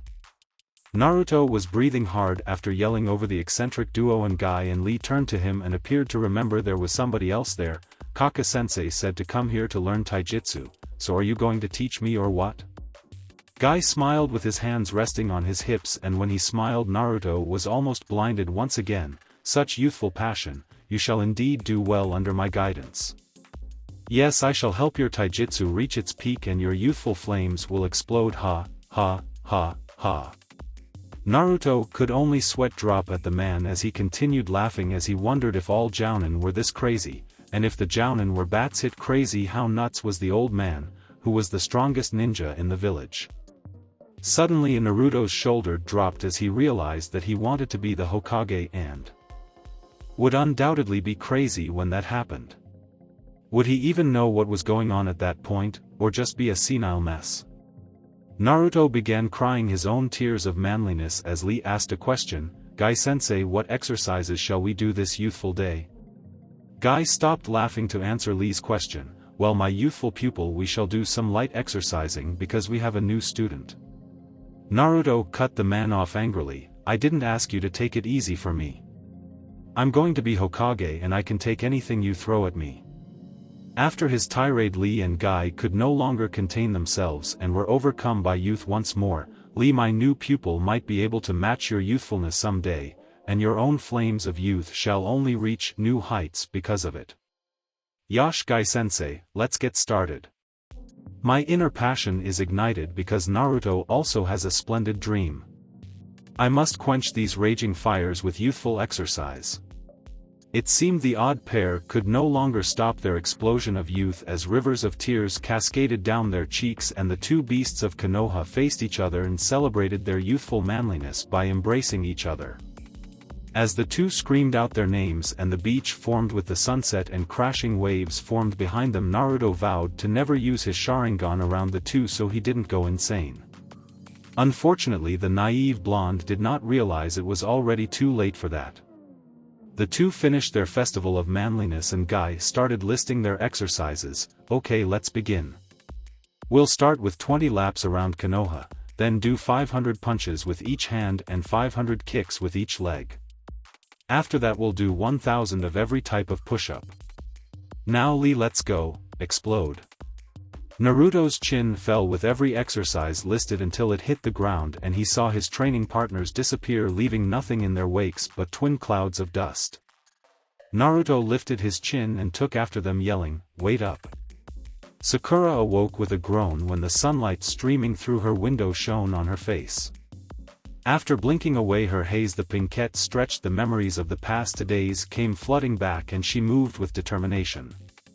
She couldn't talk with her mom and give her the money yesterday, but today would be the day that she took the first steps towards becoming a serious kunoichi who could stand on her own 2 feet.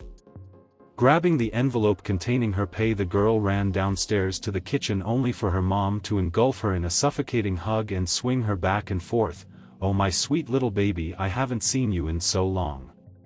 My poor innocent princess, I heard about Sasuke, I should have never let you be a ninja. I was so worried about you when you were gone." Sakura managed to pry herself out of her mother's tighter than average grip. "But Mom, I want to be a shinobi. I know that it's dangerous, but I want to protect the village, and as a side bonus I can help you with money." Sakura held out the envelope and Tomo took it and leafed through the contents, making her eyebrows shoot upwards in surprise before handing it back to her daughter. "Sakura, I can't accept this. You earned this money and it's yours to spend. And I want to spend it on you." Sakura responded while handing the envelope back. "Please Mom, I know that it's tough for you because of me. If you didn't have me when you were 15, then you would have finished school and got a good career. Instead you work 2 jobs just to keep a roof over our heads and food on the table.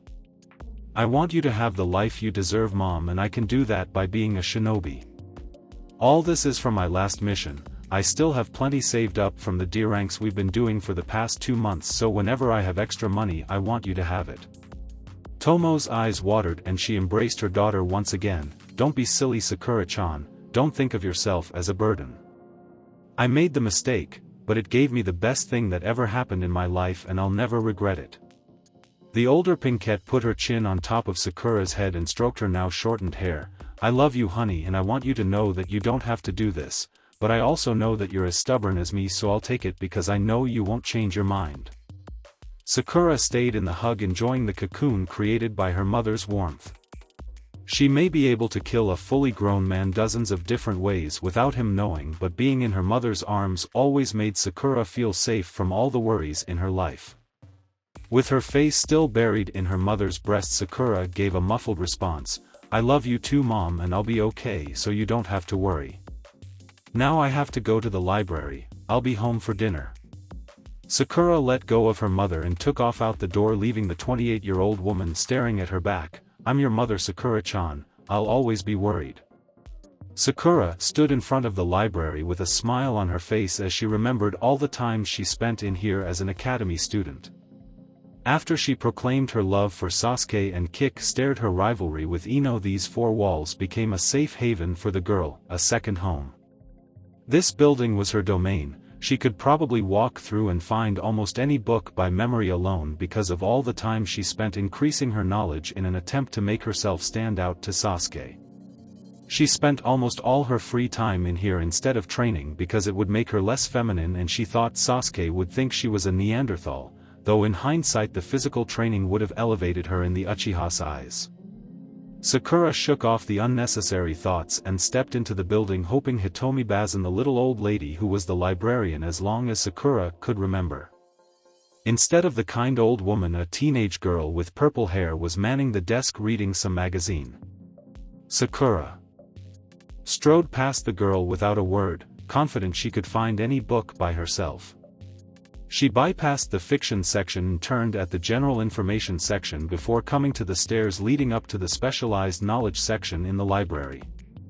She walked up and quickly located the medical section before going down the first row and picking out any books that looked like they would be useful: basic first aid, anatomy, herbology, poisons and antidotes, and general information about medical shinobi in their duties. The pinkette found a seat and began perusing the books, making sure they were worth reading. It seemed like 10 minutes had passed, but when Sakura looked out the window it was apparent that she was in the library for several hours. She organized the books and looked through some of the things she wrote while skimming the tomes. Medicine used chakra to facilitate the production of cells to increase the rate of healing. They could do many other things, but Sakura only skimmed those because even the most basic things were beyond her ability. Also, medics were supposed to conserve as much chakra as possible while fighting in order to save it for healing. That was fine with Sakura though, because she didn't have much chakra to begin with. I'll have to talk to Kaka-sensei about increasing my reserves. Sakura tucked the books she wanted in her backpack and put the other ones on the cart for the librarians before checking out the ones she wanted and heading to the last place she wanted to be in the village. Sakura stood in front of a quaint yellow two-story house situated in the market district of Konoha with Yamanaka flower shop painted in sky blue between the windows on the first and second stories. Sakura swallowed her fear and opened the door, praying her rival wasn't home, and apparently the gods were on her side because manning the counter was a beautiful blonde woman reading a gardening magazine, though she lowered it as soon as the bell rang, revealing sparkling purple eyes that hinted at her intelligence. "Welcome to Yamanaka Flower Shop." It took a moment, but recognition flashed in Ino's mom's eyes and a warm smile made its way onto her face. "Sakura, what a pleasant surprise. I heard about your teammate. How are you holding up, dear?" Sakura returned the woman's warm smile. She always felt comfortable with Mrs. Yamanaka. She understood that her mother had it hard and would look after a young Sakura for Tomo. Yes, Chika Yamanaka was the closest thing Sakura's mom had to a friend in her hectic life and was like a second mother to Sakura. She would often do the Pinkette's hair or tell her stories from her ninja career over homemade cookies, and the concern evident in the woman's eyes touched the girl. "It's hard, but I'm getting better every day." Chika's expression dropped. "I can only imagine. Ino has been so depressed these past few days and she wasn't even on Sasuke's team." Sakura winced at her rival's name, though Chika didn't notice. Deciding she didn't want to focus on Sasuke anymore, the genin changed the subject. "Actually, Chika-san, I have a question. I've been thinking about specializing in medical jutsu and I wanted to learn more about poisons so I can fight without using chakra more effectively, but they must be village secrets because all I could find were common ingredients and their side effects." "You're definitely sharp, Sakura. Poison mixes are in an archive that only specialized personnel can access." Sakura's expression fell, but Chika smiled the same way Ino does when she knew something you didn't. "Lucky for you, I'm one of the best apothecaries in Konoha. Come to the flower shop every day for the next week at 12 and I'll give you some non-lethal recipes and teach you how to properly mix poisons and antidotes." Sakura beamed at the blonde. "Thanks, Mrs. Yamanaka, I won't let you down." Chika could only laugh at Sakura's face. "I know you won't, dear, and it's Chika-sensei now, dear." Tenten let out a bored sigh for the 12th time in the past 10 minutes. The weapons store she worked at was filled with ups and downs. Shinobi would stock up and not need weapons for several weeks unless they went on a mission and depleted their supply, and considering the rush last week, these next few promised to be dull. There were dozens of other things she would rather be doing with her time, but she needed the job. Being a Kyubi orphan, as they were referred to, was a hard lot in life. Many shinobi and civilians lost their lives that night and the orphan population exploded while the orphan budget imploded because it was needed for security reasons. Orphanages became overpopulated and there weren't enough families to take the new influx in, so Tenten became just another face in the crowd. The brunette was just one of countless babies nobody could identify, and the hospital's records were in shambles, making DNA testing worthless because there would be nothing to compare it to. Some orphans took on new last names the orphanage gave them, but Tenten shed hers as soon as she was able. It felt like she was forsaking her deceased family. The only options open to her was going to school and joining the Job Corps or becoming a shinobi. Tenten heard the stories about what happened to girls in the Job Corps, so there was really only one choice. She joined the academy, but once again found her options limited. With no family or clan to teach her techniques, Tenten didn't learn any ninjutsu, taijutsu, or genjutsu outside of the academy. Her only option was specializing in weapons because those were available to everyone, and eventually she was recognized because of those skills, but it didn't pay the bills. Being a weapon specialist while having to buy groceries, pay rent, and buy materials to patch up your clothes on a genin's salary was next to impossible. She found herself wishing, not for the first time, that Guy entered the team into the Chunin exams last time around. If she was promoted, money would be less of an issue, and as a Chunin she would have access to more ninjutsu, allowing her to branch out from weapons. Even if she didn't get a promotion, genin that participate in the exams are regarded as a cut above the rest and sent on C-rank missions regularly, and in extraordinary circumstances, B-rank ones as well. Tenten was so lost in thought she didn't hear the bell ring, and the genin didn't know there was anyone else in the store until she saw a flash of pink in the corner of her vision. When she turned her head to get a better look, she just scoffed and turned away, knowing that the pink-haired girl wouldn't need her help. She only had to buy the bare minimum required every couple weeks because she probably did not train as hard as she should, and it pissed the aspiring weapons mistress off. Tenten had to work hard and become a serious kunoichi to support herself, while other girls her age could afford to be more worried about boys, clothes, and their hair because they don't know how hard life can be. It was girls like that who give kunoichi a bad name. Despite her less than complimentary thoughts, Tenten gave the girl a sweet smile when she walked up to the counter and politely asked, "Can I help you with anything?" The girl glanced down at the list in her hands briefly before looking up. Yeah, I need 2 boxes of standard issue kunai, and I need 4 boxes of the senbon with the removable poison cartridge." Tenten reached down and placed the boxes of kunai on the counter while inspecting the girl. She never got more than a box of kunai and shuriken and hadn't bought exploding tags or ninja wire since graduation, but now the pink-haired genin bought as many kunai as she bought since graduating in one day, was asking for senbon specially designed for poison, and it looked like she cut the hair that made her look like a pretty pony princess doll. Tenten made sure the seals on the box were unbroken and smiled at the girl. "Here are the kunai, and I'll get you the senbon needles from the back." The weapons mistress felt excitement bubbling in her stomach. It looked like a girl her age might finally be taking this ninja thing seriously, which is quite rare, so rare that Tenten didn't have any girlfriends her own age. Most of the prospective kunoichi in her class drooled over the flavor of the month and only talked about dumb music, clothes, or crappy movies.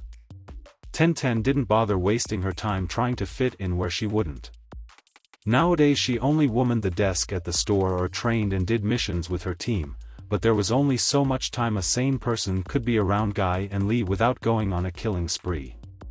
Tenten grabbed the boxes of senbon and walked out front before placing the boxes in front of the pinkette and pulling out the demonstration model of the needle and holding it out so the girl could clearly see it, and demonstrated the mechanisms. "This is the model that you got. You pop the capsules in like this and pull it out like so. When the tip pierces the target, the capsule gets punctured and the poison leaks out holes near the tip. There are 100 per box, and because I've never seen you throw them before, I'll throw in a half box of regular senbon." Tenten put the items in a bag before handing it to the girl. "Is that all you need, miss? I'm sorry I never got your name." "Mine is Tenten." Sakura was taken back by the abruptness of the question, and it took her a moment to grab the bag and respond, "My name is Sakura, it's nice to meet you, Tenten." "And yes, that's all I need, thank you." The brunette punched the numbers into the register. "That will be 100 ryu." After receiving the money, Tenten gave Sakura a real smile. "If you want, I can take you out back to our range and give you some pointers on throwing those. People have told me I have a knack for weapons." Sakura smiled gratefully at the older girl. "Thank you so much, that would be so helpful. I have some scrolls, but they aren't as helpful as a real teacher." Sakura strolled down the street feeling lighter than happier than she had in a while, even before Sasuke's death. After she declared her intention to pursue Sasuke, all the friends the young girl had disappeared and became rivalries. Sakura devoted all her time to pursuing the Uchiha, but part of the obsession was the loneliness Sakura felt when she sat home in her room staring at the blank walls. Now she was taking her first steps towards becoming a competent kunoichi, and on top of that made a new friend in Tenten, and that was the best thing about the day so far. It may only have been training, but it was the first time Sakura spent time with a girl without arguing in a long time, and they scheduled another training session. The pinkette smiled and looked up at the perfectly clear sky and basked in the beauty of the day until she walked into something. The girl landed on her butt and brought her gaze back down to earth to see bright blonde hair with the bangs hanging over bright blue eyes, and whisker-marked cheeks were stretched in a sheepish smile.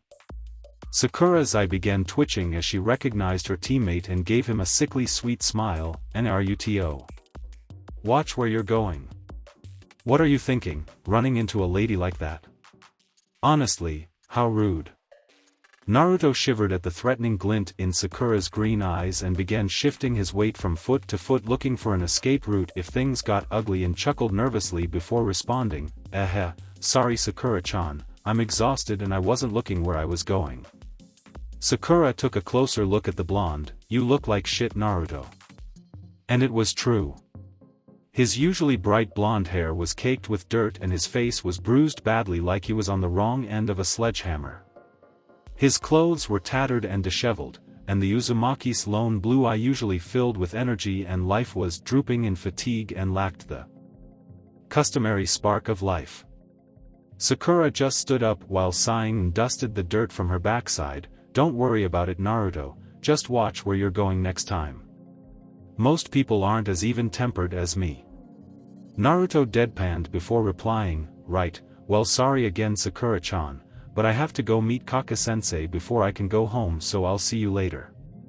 Sakura watched her teammates back as he got farther and farther away from her and called out before he disappeared, "I know you're training, Naruto, but you better not think of leaving me behind, because I'm going to get stronger too." Naruto stopped walking and turned around, giving Sakura a foxy grin. "Of course not Sakura-chan, I'm training so you don't leave me behind." Naruto disappeared around the next building and Sakura felt her lips tugging upwards. "Idiot." Sakura walked the rest of the way home with that small smile on her face, and when she opened the door she saw more food on the table than they usually eat in one day. Her mother poked her head out of the kitchen and greeted Sakura with a smile before disappearing. As the pinkette took her place at the table she realized life was looking up and she was excited to see what the next day would bring. 1 week later the sun spilled through a window on the outskirts of Konoha, making a pair of lazy eyes open and look at the clock on his bedside table. 11 a.m., no self-respecting person wakes up at this indecent hour. The pile of blankets covering the slothful Shinobi shuffled for a moment as the boy rolled over and drifted off to sleep. He thought he had 10 more minutes of peaceful slumbering, but the tyrant of the house grabbed the mess of blankets and dragged him into the bathroom. "You don't have time for this, Shikamaru, the funeral is in an hour and you have to meet Chuji-kun and Ino-chan in 20 minutes. The Nara was thrown from his blanket cocoon into the bathroom and hit his head on the wall quite hard before the draconian overlord he called Mom began nagging him once more. "Now hurry and take a shower so you can eat before leaving." Shika turned the water on and waited a couple minutes before opening the door to sneak back into his bedroom for more sleep, except his mother's firm hand stopped him before he could exit and shoved him back into the bathroom, slamming the door and locking it from the outside. The genin groaned on the bathroom floor as something soft landed on his face and he lifted it up to see it was his funeral clothes. "Shika, if I don't hear you get into that shower in the next 10 seconds I'm coming in and washing you myself." "You know I will. Remember last time?" Shikamaru groaned and lethargically dragged himself into the shower with a small smile on his face. Troublesome woman. Spring was coming early to Hai no Kuni this year. The temperature was uncommonly warm and there wasn't a cloud in the sky to stop the sun from beating down on the villagers bustling through the streets. All it was a terrible day to have a funeral. The citizens of Konohagakure no Sato were rushing to the sprawling park created from funds donated by the Uchiha to hold the funeral for the last loyal progeny of the clan. Shikamaru wiped the sweat from his brow, cursing the lack of good clouds on his way to the academy to meet with his teammates. He took his time, and it was no surprise that both Ino and Chuji were waiting for him in the shade of the largest tree in front of the academy wearing traditional funeral outfits. Shikamaru mentally prepared himself for Ino's nagging as he approached and he wasn't disappointed. "Geez Shikamaru, can you move any slower? We're almost late." If we end up being late for Sasuke-kun's funeral, I'll make your life a living hell." Shikamaru just sighed and mumbled, "How would that be any different than any other day of my life?" Ino's left eyebrow began to twitch dangerously, and Shikamaru would have dodged the upcoming blow if it weren't so much effort. Besides, it's not like Ino hit as hard as Sakura. The blow never landed because of their pleasantly plump teammate, Akimichi Chuji, restrained the fiery blonde. "Easy there, Ino, if you hurt Shikamaru we really will be late." Ino ripped her arm out of Chuji's gentle grasp and huffed, "Whatever, let's just go. I hope Forehead is there so I can give her a piece of my mind. If a real kunoichi like me was on Sasuke-kun's team it would have never happened." The kunoichi tried to walk away but found she couldn't move her body. "What the hell are you doing, Shikamaru? Let me go." The laziest genin in Konoha released his jutsu and watched as Ino turned around with a scowl marring her face, but he cut her off before she could go on a tirade. "You better not say anything like that to Sakura or Naruto. I overheard my dad telling my mom about the mission report and neither of them are at fault. Besides, they probably feel guilty enough and don't need bothersome woman like you bitching and making it worse." Shikamaru walked past Ino and started towards the park. "They are our comrades, and as troublesome as it is, we watch out for our comrades." Ino's anger left her and her shoulders sagged as she watched Shikamaru lazily stroll towards the funeral. "Alright, let's just hurry up." Uchiwa Park was crowded with villagers that came to pay their last respects to the fallen scion of one of the founding clans of the village. With the death of Uchiha Sasuke, the once great clan and their powerful bloodline was now just an entry in the history books and lost to Konoha forever, though Shikamaru knew that Kakashi had a sharingan. The Nara stood next to his teammates among the crowd staring up at the stage that held the closed casket. Team 7, the Hokage, several high-ranking shinobi, and a priest performing the ceremony. Shikamaru wished he had some sort of box that would let the Reverend know it was time to wrap it up while zoning out the incredibly long sermon that had dragged on for the better part of an hour already and showed no signs of slowing down, and as the priest's voice faded into the background, snippets of the crowd's conversation made it to his ear. "Heard he threw Uchiha-sama in front of the attack knowing it would kill him. He killed poor Sasuke-sama while his back was turned for fun. I heard he slaughtered the enemies then turned on his teammates because his bloodlust wasn't slated. That little monster did it to harvest the sharingan. We're doomed now that it has that power." Shikamaru's mind was moving a mile a minute as he tried to figure out what they were talking about. They said something about a demon, but Shikamaru knew they weren't talking about Zabuza. The only reason the closet genius knew is because his dad got some of the details in a council meeting and the infamous Demon of the Mist didn't even kill Sasuke. Also they talked about the sharingan. Something didn't add up to Shikamaru and he was going to find out what was missing. The genin pushed his thoughts to the side and looked back up to the stage, which caused his face to take on an expression of shock and a gasp escaped his lips. He was looking at something he never thought he'd see in his lifetime, Uzumaki Naruto crying.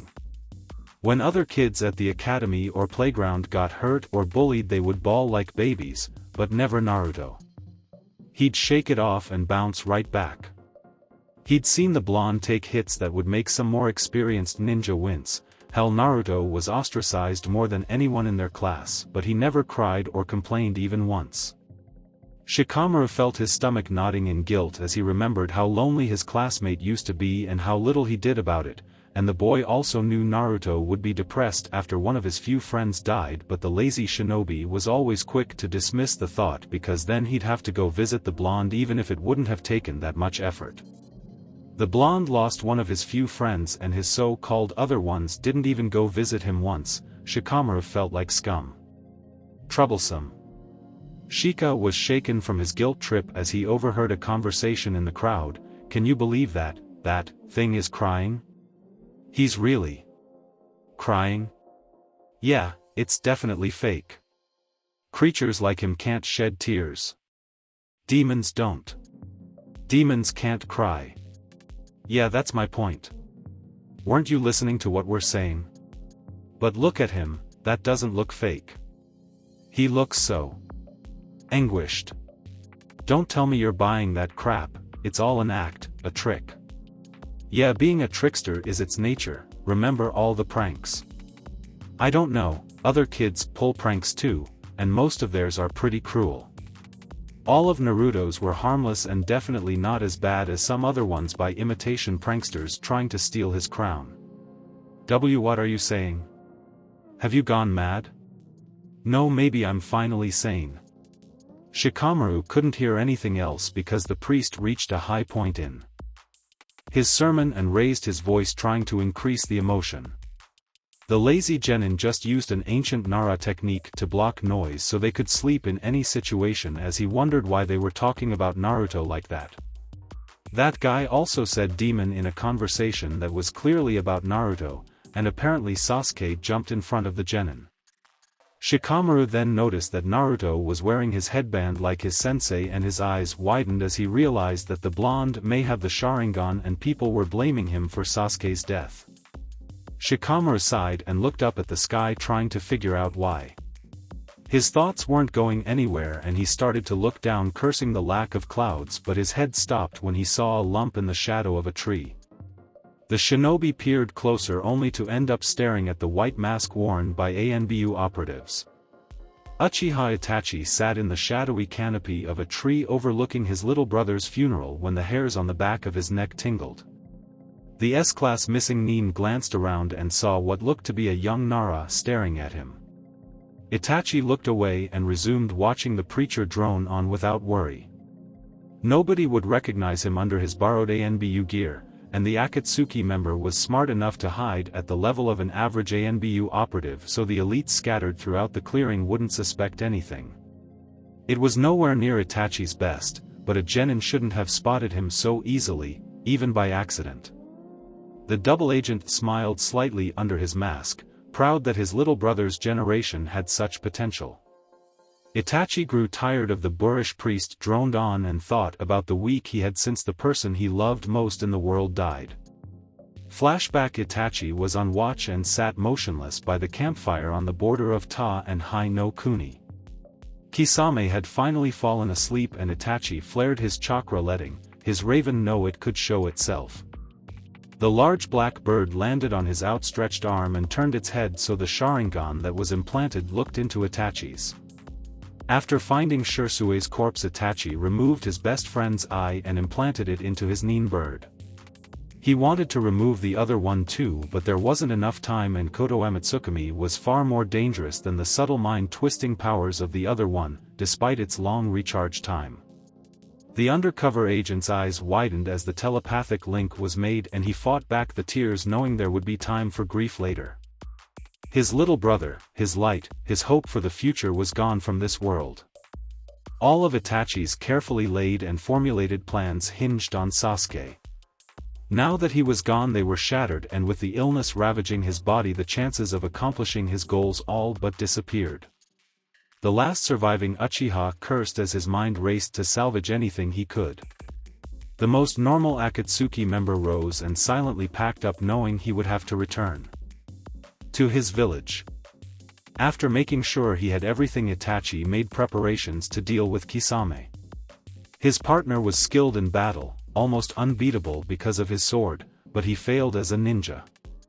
His moniker of the tailless tailed beast was a good description. The blue ninja thought Samahata was an absolute defense against genjutsu, and he was right to an extent, but there were no absolutes in the world of shinobi. Someone that he was fighting would have no chance of putting him under a genjutsu. Samahata had a completely different chakra network than Kisame, so whenever it detected foreign chakra invading its wielder, the sword would isolate it and absorb it, rendering genjutsu useless. Someone Kisame was fighting would never have a chance, but Itachi was his longtime partner and the sword was used to his signature. He could inject trace amounts of chakra into the sword and place it in a genjutsu, which makes Kisame vulnerable to genjutsu. But how do you put a sword in a genjutsu? Samahata was sentient and had some awareness and interaction with the world, faux senses if you will. It was a matter of finding out how those senses worked and altering them. The sword senses and tastes chakra, so Itachi made it remember the most delicious chakras that it devoured, and the sword was lost in its own little world. After making sure it was affecting the weapon, Itachi placed Kisame in a genjutsu that would have them meet in a week in a small town near the Kusa-Aim border. Itachi made good time, and when he arrived at Konoha, the missing Nin snuck in through one of the small gaps in the barrier that was used for Black Op missions. It took little effort for Itachi to make his way to the Hokage tower unseen, and he took up a hidden vantage point and waited for his opportunity. One came only a day later when the two elders and Danzo walked down the street towards the entrance with two ANBU behind them. The former Konoha Nin knew they would be route and waited for a moment of weakness. They were approaching the last turn before the Hokage tower, and Itachi blended into the crowd and moved into position. As they went around the corner, he placed the ANBU on the outside in a sleeping genjutsu and simultaneously put the other one in a different one so he wouldn't notice. Itachi donned the mask and cloak before hiding the body with a genjutsu and followed the elders into the building. Itachi sat silently and tuned out the meeting. He was too busy completing his next task. The Uchiha found all the hidden members of the ANBU in the room and placed them in a subtle genjutsu loop where they heard what they thought the elders would say from past experience. He finished the task efficiently and threw the cloak and mask to the side. Hamura, Koharu, and Danzo all appeared to be surprised by his dramatic unveiling, but the Sandaime sat there calmly with a sad smile on his face. Itachi-kun, I was wondering when you would be visiting. I was hoping it would be before the funeral. Itachi cocked an eyebrow in confusion and Sarutobi smiled. Of course I knew you were keeping tabs on Sasuke. Itachi ignored the Hokage's advisors and focused on the venerable old man. Very astute. What gave it away? The Sandaime smiled. There was no hard evidence, but you loved Sasuke like I love Konoha, and if there was a way I would watch over every corner of it. Itachi was amused and a smile cracked his stoic mask for the first time in years, but before he could respond, Danzo tensed and interrupted. Why have you come, Itachi, to reveal the truth of the massacre now that Sasuke is dead? Itachi ignored the Warhawk and continued to look at the Sandaime, though he did answer the question. I have come for two reasons. The first is to see Sasuke's funeral, but the second is more serious and unpleasant. I have come to warn you that Uchiha Madara is still alive and still looking for revenge. I have joined an organization that is bathed in shadows. We are hunting Jinchuriki for their bijou, though I don't know the real reason. I had a plan to deal with the man, but it fell apart when Sasuke died. I will still do everything in my power to stop him, but heed my warning. Madara covets the Kyuubi more than any other bijou, so prepare Naruto-kun well, for I will come after him, and if he can't defeat me I will kill him to stall Madara's plans. If I fail, a man with the eyes of the sage will take me the next. I'd tell you more, but if I gave you too much information it could compromise my position. With his warning delivered, Itachi burst into a flock of ravens that dissolved into nothingness. Flashback end. Itachi knew that the man wasn't really Madara, he just used the name to inspire fear into his enemies, but Itachi decided to play along for the same reasons. Dropping the name of one of the boogeymen of the shinobi world was a great way to make the Hokage and the elders take the situation seriously, especially because they knew him as children. The young Uchiha turned his attention back to the funeral as it neared the end.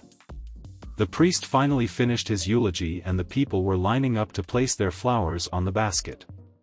The Hokage and high-ranking shinobi went first, followed by Kakashi, then Sakura. His target was the next to approach the casket, and Itachi eyed him with interest. He used to watch the blonde as a rookie ANBU, and another smile made its way onto his face as he thought about how much the boy grew, though he was still rather short.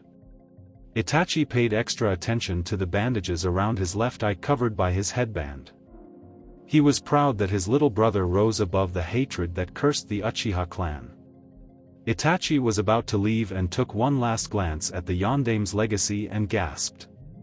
Naruto's was crying even harder than before. Tears still streamed out from his right eye, his left eye was crying tears of blood. Itachi stared at the trails of blood, wondering if it was even possible, but after overcoming the shock he realized that his plan was still salvageable, and like a true shinobi he would adapt to the situation. Itachi made his way towards the meeting spot and wondered how that man would fare against the combined power of the Uchiha and the Senju.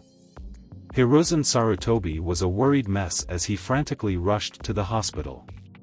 The old man wanted to accompany his adopted grandson to the hospital, but his duties as the Hokage dictated he would have to stay until the end of the funeral, but as soon as it was over he took off running. The man remembered the last time he was this worried and moved this fast. It was when his daughter-in-law gave birth to Konohamaru. Suddenly the old man remembered something else about that day and stopped running. Shit, I'm a shinobi, I can just shunshin.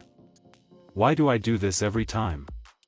The Hokage appeared in front of the hospital in a puff of smoke and walked past the receptionist and focused on Naruto's chakra signature.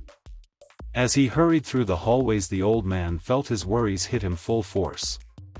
What if it was the Kyuubi?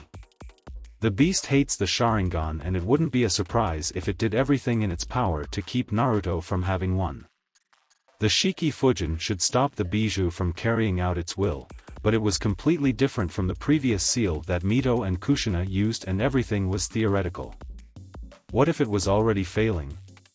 The Sandaime was about to burst through the door when it slowly opened and the head medic stepped out. The Hokage sucked in a breath and asked the dreaded question, "Yakushi-san, what's going on?" The silver-haired medic looked at the panicking Hokage and tried to explain, "Well, the thing is, I have no idea. I've never seen anything like this before.